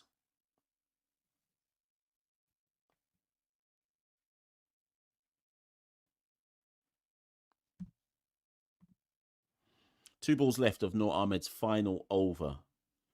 See what the Royals can fashion here. Miller gone. Well, there you go. Noor wins the battle, and I think that possibly means that Kings take the game.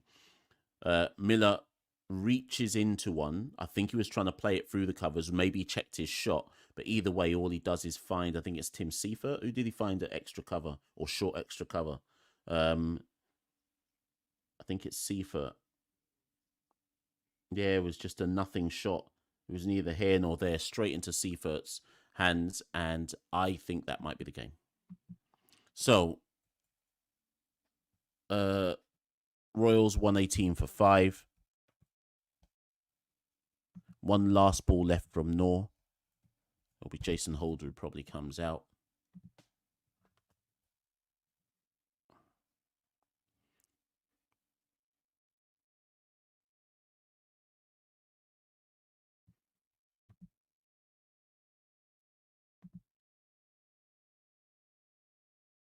Oh, okay. We're on 9,997 subscribers. 3 more. 3 more needed to get to 10K, people. I didn't even realize we were 3 away. 3 more needed to get to 10K. Are there 3 people in this live who've seen me go and do the trench work for 3 hours and 12 minutes? Are there people in this live, 3 people that can get us to 10K? If we can get to 10K in this live, then it was worth it for that. Watching this game wasn't worth it, but if we can get to 10K, then I'll accept it. Okay, I've just received something, which I just need to read. 1 second, people.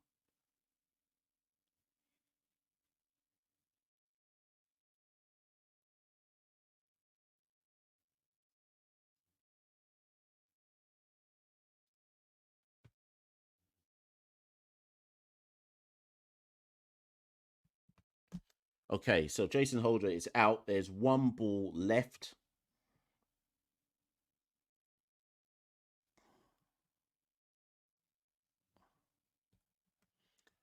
One ball left. Can Noor get 1 more wicket, which definitely gives them the game?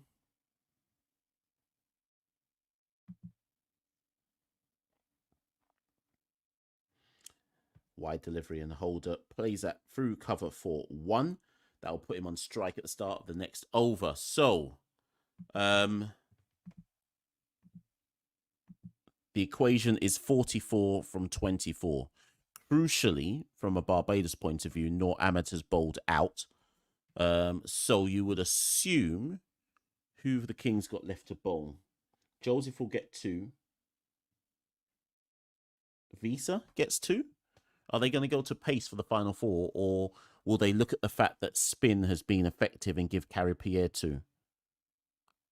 Or certainly give Carrier 1. I might give Carrier 1, you know. You've got right-handed Jason Holder on strike. Obviously, Alec is left-handed, but it might be worth going to Carrier and not just going for pace.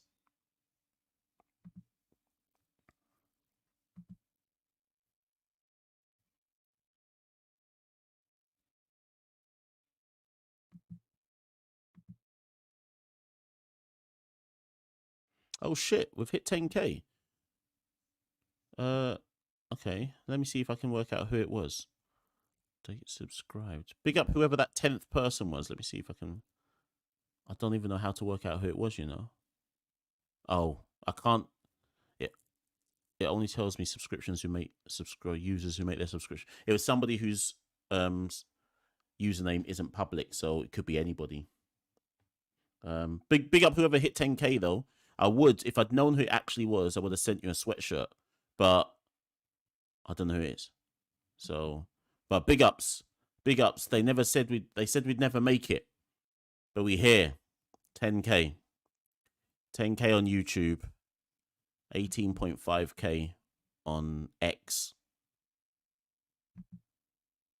I think 3k on Insta, 3k on Facebook.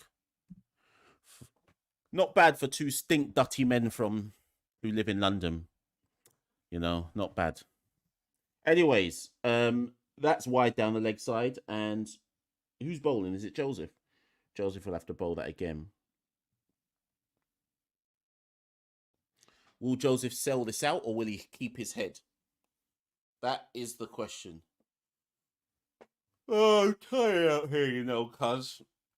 I've been sat in this chair for 3 hours and 16 minutes. I'm tired. Hella tired out here. That is it. That is it. Right, Joseph to Holder, leg side. And Holder's able to tuck that fine for 1 run. 40 needed of 22 balls.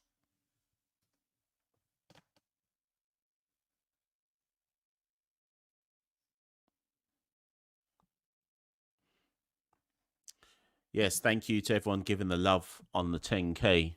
We made it. Looks like we made it. I've been saying 10k up.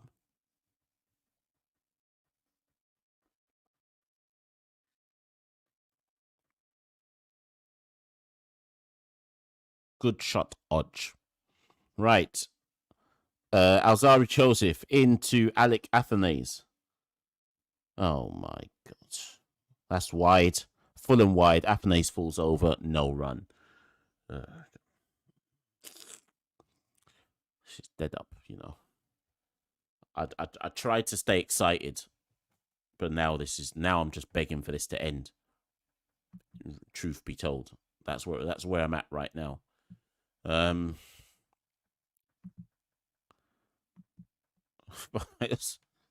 Barbados Royals 123 for 5. They need 40 off something. Right, Akash wants me to reply to this. Do you think this team will be a good side for ODIs? Tell me. Machel Louis or Evan Lewis, Shea Hope, Puran or Carty, Hetmeyer, Rutherford, Django, Springer, Zari, Gudakesh, Shamar, Ford, Chase. Oh, hold on. Athanase brings out a big shot. 6 out of nowhere after struggling for the whole innings. Alzari goes full and straight, and Athanase just picks it up and deposits it over deep mid wicket for 6. That was out of nowhere. That's a really good shot, to be fair, from Athanase. Okay, who have you lot got? Who's winning it from here? Kings or Royals? Say now. Don't try and say, oh, I said this team was going to win. Who's winning from here? Kings or Royals? Royals are 129 for 5.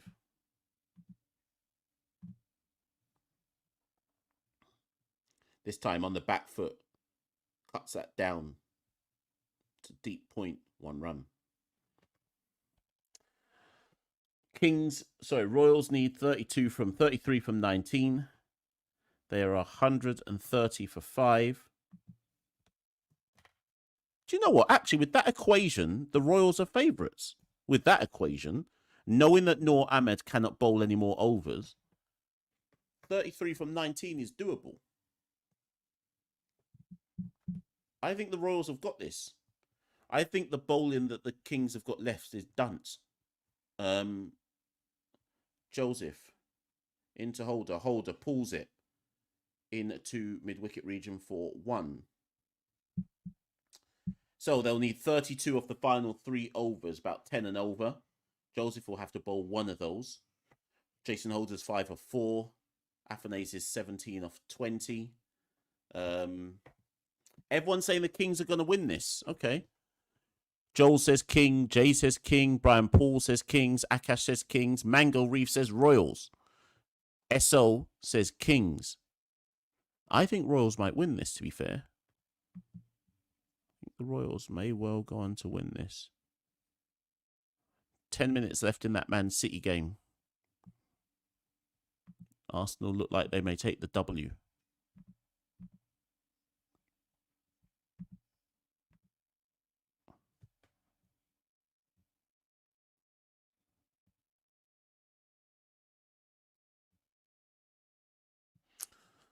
Okay, the run rate is level pegging in terms of where both teams are at. So it's just about now who has the better of the last 3 overs. Jay says our best ODI team is King, Lewis, Hope, Puran, Hetmeyer, Rutherford, Shepherd, Multi, Hussain, Joseph. That team will probably still lose to everybody, to be fair. Right, so there's massive conflab going on. And it's David Visa who has been given the ball, the 40-year-old. The 40-year-old David Visa comes in. Jason Holder will be on strike. He's on 5 of 4. Alec Afanase is on 17 of 20. Royals are 131 for 5.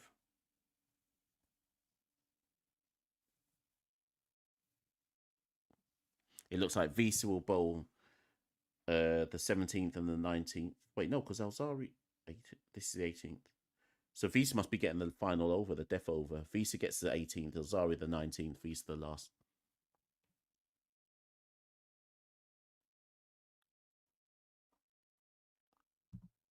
Right. First ball, Visa to Holder. Holder shovels that down the ground. There is a fielder there, 1 bounce to Young Gross for 1. Fam. 3 hours and 22 minutes. I'm not doing this again, cuz.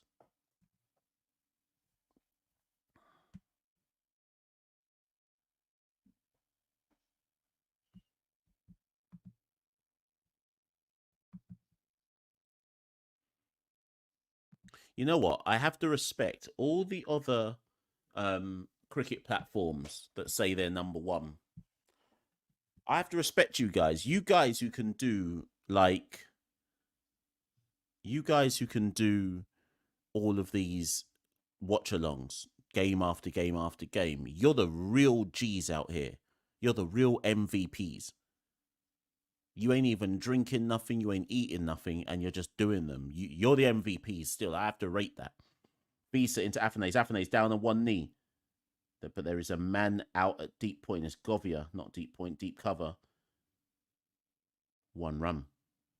Good bowling from Visa so far.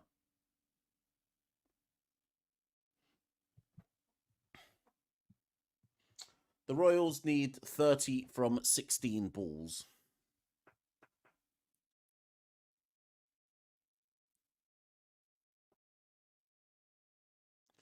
Jason Holder is back on strike. Will he do something for Santoki today? That is the real question we have to ask ourselves.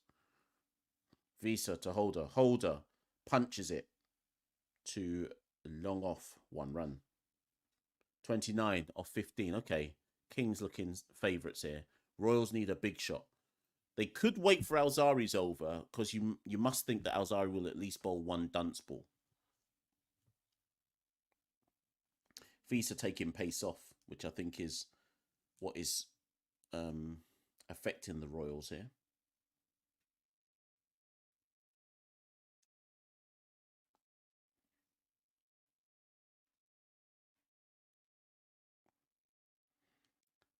This one skews off the inner portion of the bat, fielded by short fine leg, 1 run. So single, single, single, single.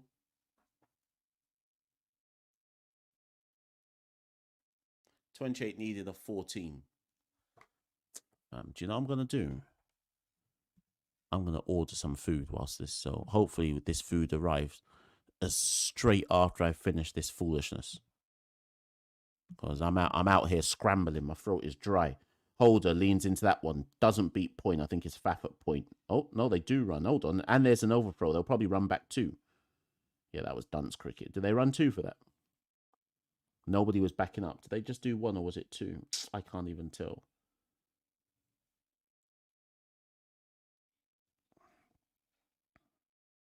Oh, they did run the 1.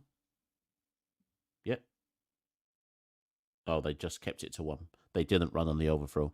27 needed of 13. If it was a good throw, Holder would have been out, but nobody was backing up.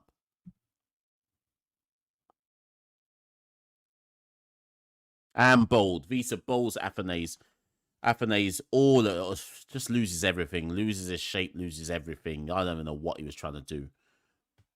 The ball hits his middle stump halfway up. Afanase threw the shot before the ball had even got there. Jay says it kept low. Well, Afanase was crouching for a start. So let me see, though, if Jay's right. Jay, that didn't keep low. What are you talking about, bruv? That was just a dunce shot. The ball went straight, and Afanase was trying to slap it in front of square. Like, what? Anyways, Afanase is out for 19. Kings are going to win this one. All those people who said Kings are going to win, you are correct. Kings will win this one. Unless Alzari bowls some dunce over, the Kings will take this one. Royals need 26. Need 20. They need 27 off 12. Let me order this food because... That's right. I've got work to do for school tomorrow. Watching this Egypt game, cuz.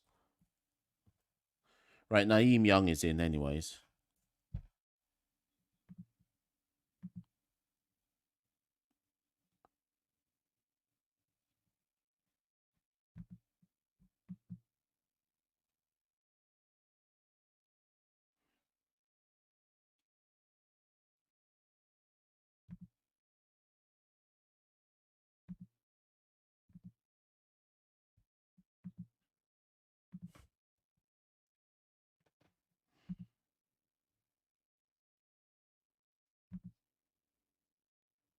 Right, so Alzari Joseph will bowl the 19th.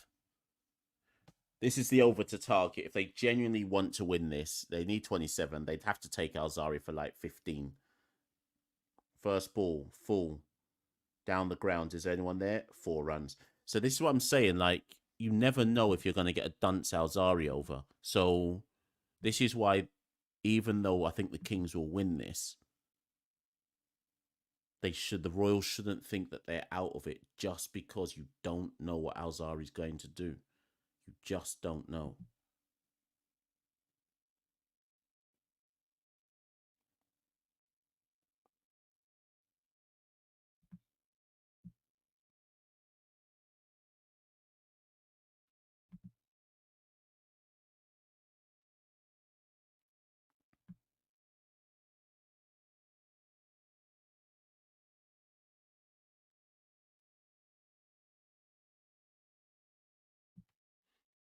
Right. Joseph to Holder. My thing bugged there or lagged, so I don't know what happened, but they've got a 1 run for it.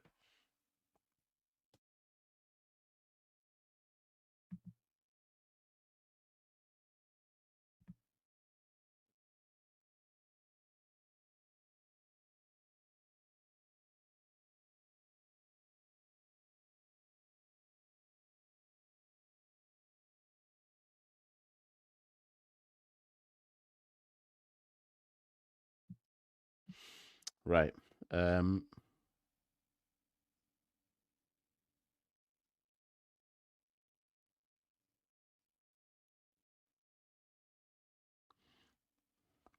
Yeah, bowled him down. Bowled down his off stump, and Naeem Young's gone. First ball. That's the end of the game. I mean, it's not the end of the game because the Royals still need 22 off 9, and that's possible. But I mean, I don't know. I don't know how they're going to get those runs if that's the plan. So that's just rubbish from Naeem. It's dreadful stuff.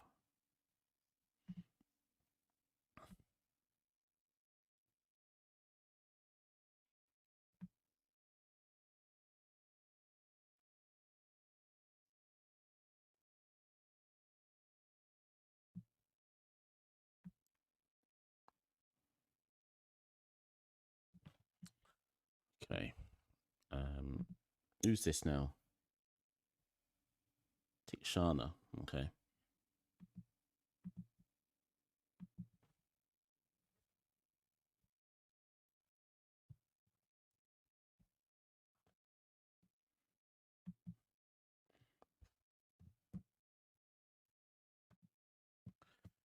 Okay, so Royals 141 for 7. I'm trying to order food at the same time as doing this. I was just about to press order, then I read a review and said, no, bun that place. I can't order that. Are you crazy? One of the worst things about living in the UK is yard food. It just ain't the same. It really ain't the same. That's why when I go home, that's why I get fat in about 2 weeks, because as soon as I touch the real yard food, I have to have everything. You see the yard food in England, dead, cuz awful. These men don't cook it with no no soul. The only person who cooks yard food properly is my uncle. You know those. You know, if you find a Jamaican man who can cook, just know he must be one of the baddest chefs of all time. My uncle is one of the baddest cooks. Baddest means good, by the way, for people who don't understand. He's one of the baddest cooks of all time. You see, when I get that phone call from my uncle saying, "Yo, my youth," and he tells me he's got some food, I cycle over quick time, quick. That's the closest I'm getting to yard food, unless I actually go home.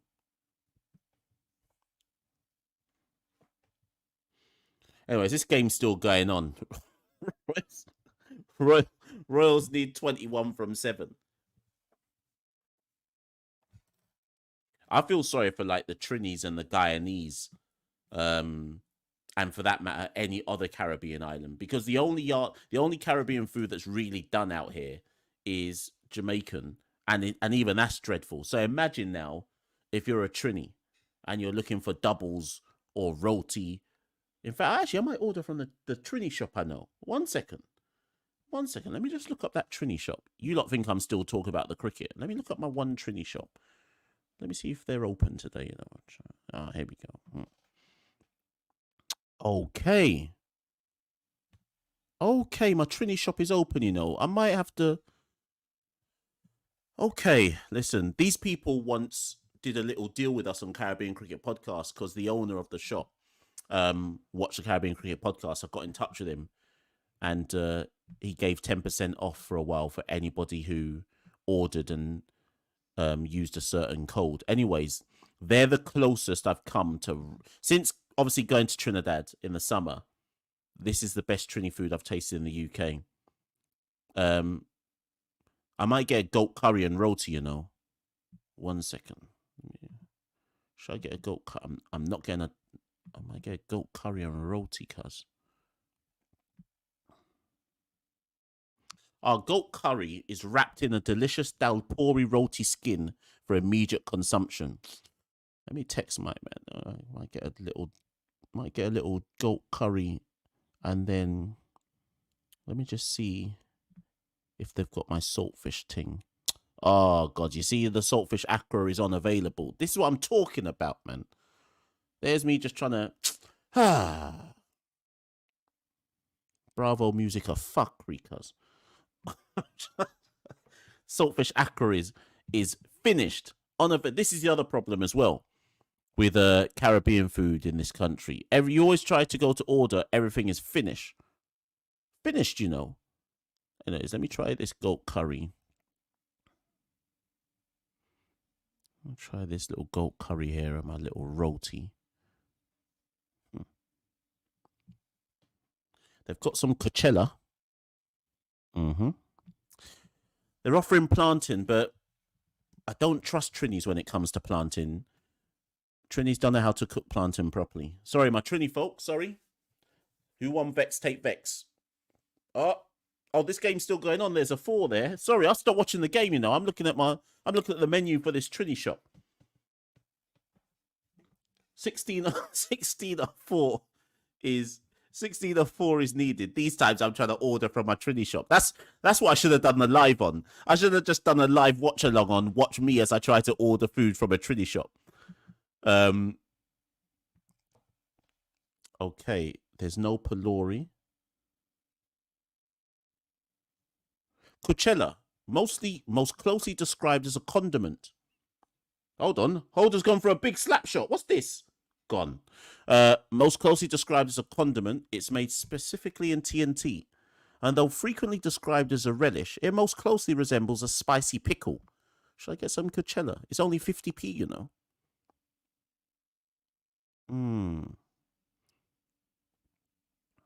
Our special curried mixed vegetables with a mixture including broccoli, carrots, peas, sweet corn, and peppers. Curried to an old Trini family recipe. Okay. Okay, now. Look at their description of their Trini Morbi. A traditional Morbi. A traditional drink from Trinidad that is only ever good when homemade. The root bearish flavour always hits the spot, and it's a real thirst quencher. I should tell them about that Morbi traditions, Caribbean traditions I had in TNT. That was the worst drink I've ever tasted in my life. What was it called? Caribbean Traditions Morbi. It tasted like cardboard and lost hope. That's all I'm gonna eat. Caribbean Traditions Morbi. Next time I come TNT, I want someone to bring me the real Morbi, because that one I had in TNT, that Santoki was cussing when I told him the Morbi was no good.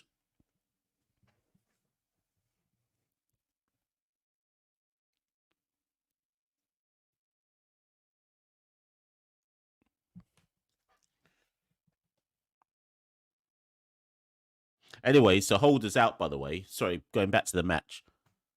Fireball says, do not buy pilau in London. Yeah, I agree. So, Fireball, I think I'm going to get the... let me just get my order in now whilst this match is coming to an end. So, I'm going to order the goat curry. I'm not getting the pilau rice. I'm going to get the goat curry and roti. I think that's my safest bet. I might ring them as well, you know. I might ring them and just say, chana and potatoes. Should I get some chana and potatoes? What the hell is chana anyways? Let's see if they've even got the chana. Chana and potato. They're going to say that they don't even have it. Let me see. Chana and potatoes is unavailable anyways. So let me just keep that moving still. We go back to this order. Next tomorrow, people, live watch along as I order from different cuisines in the UK. Who's up for that? That's a new show on the Caribbean Cricket Podcast. Is this game over yet? Oh, one more ball left. So Barbados Royals, the 50 runs. I forgot. I think Man City have just equalised. My phone's just buzzed. Who's watching the football? Have Man City just equalised? It must be in like the 90th plus 12th minute or something. So final ball of the game. I'm then going to order my Trini food. This Tixana goes for a big shot and one bounce. And that is the end of the game. And Saint Lucia Kings win the game by 13 runs. Well, that's that, people. 3 hours and 39 minutes. 3 hours and 39 minutes of watching that. I'm down bad. I'm down horrendous. It's 6:36 in the UK. I spent 3 hours and 40 minutes watching that game. I'm giving that game 5 out of 10. 5 out of 10. I could have had a better time if I'd just not watched anything and I'd played FIFA. Let's be realistic here. So all those people who said to me, Mash, you don't know what you're talking about. CPL's really good this year. You should just be watching CPL. You're talking, you don't know what you're on about. You're missing out. Well, I don't know if I really missed out, people. I put in that work. I put in that work like Cardi B. 3 hours and 40 minutes. I twerked for 3 hours and 40 minutes, and I didn't get nothing out of that. I didn't. Apart from Kadima Lane, big up Kadima Lane. I liked his knock still. I liked his knock. Akeem Geist played a 100 strike rate sensible innings. Big up them two youth, man. You show me a little something, but fam, that was a dead up experience. I'm about to go order some Trini food, but last thing before I go, this is a good one from Fireball. Fireball says Visa Fafan Tahir played in the 2007 World Cup final. But Rudy, typical tourist come to Trini and introduced to the worst food and drinks by some fake Trini. So Fireball and so Rudy, you have to blame Fireball and Panda. If I ate the wrong food, Fireball and Panda must have introduced me to the wrong food in Trinidad. Big up Panda though. Panda gave me homemade pylori. Was it pylori? Accra. Something else that I'm missing. Big up Panda because that stuff was tasty. I think her auntie made it or something. So big up Panda for that. Big up Brian and his friends for taking me to the doubles man. Doubles man. I had, for those who don't know, I had slight doubles and spent, I reckon, 70% of the time I was in the hotel in Trinidad, I was on the toilet. Every time I had doubles, I was rushing straight to the toilet. I can't lie. Doubles had me fighting for my life. Every time, but it's tasty. It was hella tasty, but it had me fighting for my life. Sweat just dripping down my head on the toilet, cuz. You Trini man who can just eat doubles like it's nothing. I rate you all. I respect you all. Cause at one point, the way I was squinting after doubles, I thought that was it for me. But Trini man, you lot put pepper on everything though, cuz. Sometimes you don't need pepper. You know. Sometimes just a little seasoning and that can run. We don't always have to have the pepper ting, you know. Anyways, I haven't even ordered. I'm still on the live, people, because I feel like you need to be on the live whilst I order my Trini food. So let me just order this goat curry and roti. Yes, okay. Goat curry and roti. They're trying to say that I should order they're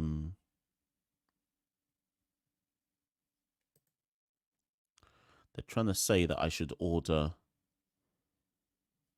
this homemade Morby, but I will never trust Morby again. Never.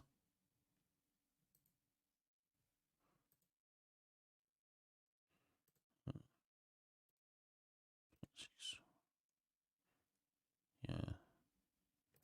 Okay. I'll soon turn off the live, people. I'm just ordering. So anyways, this Trini shop, let me give them a free plug because they're my people still. Chaconia Caribbean cuisine in Deptford. The real Trini dons out here. I'm ordering a goat curry and roti still. And then I'm going to nyam that one down. Let me do this one right now. Apparently there's a good double shop in North London. My friend was telling me the other day, but that's a long journey, you know, to travel from South London to North London just for a doubles. Right. Okay, people, listen, the live's about to end now. I've just ordered my goat curry and roti. Those of you in the Discord, I'll take a picture of it and send it to you, and you will cuss. But listen, time's up. Big up everybody. Johnson Charles won man of the match. Saint Lucia Kings won by 13 runs. That was a CPL. The big news. Caribbean Cricket Podcast has officially hit 10K, well, actually 10,001 subscribers. Big up everybody who's been on the journey, whether from the start to recently to whatever. You're the real MVPs out here. Those of you who keep sticking with us on this journey. The live call-in show will be tomorrow. I think TKR are playing tonight against St. Kitts and Nevis Patriots, so you lot enjoy that one. I'm going to eat some dinner. I'm going to do some work, and I'll see you all very, very soon. If you haven't, like, share, subscribe on the way out. I've been Machel St. Patrick, one half of the Caribbean Cricket Podcast. Thank you, and good night. We rule the cricket world. Now the rules seems coming. Welcome to the Caribbean Cricket Podcast, your one-stop shop for all things West Indies cricket. By the fans, for the fans.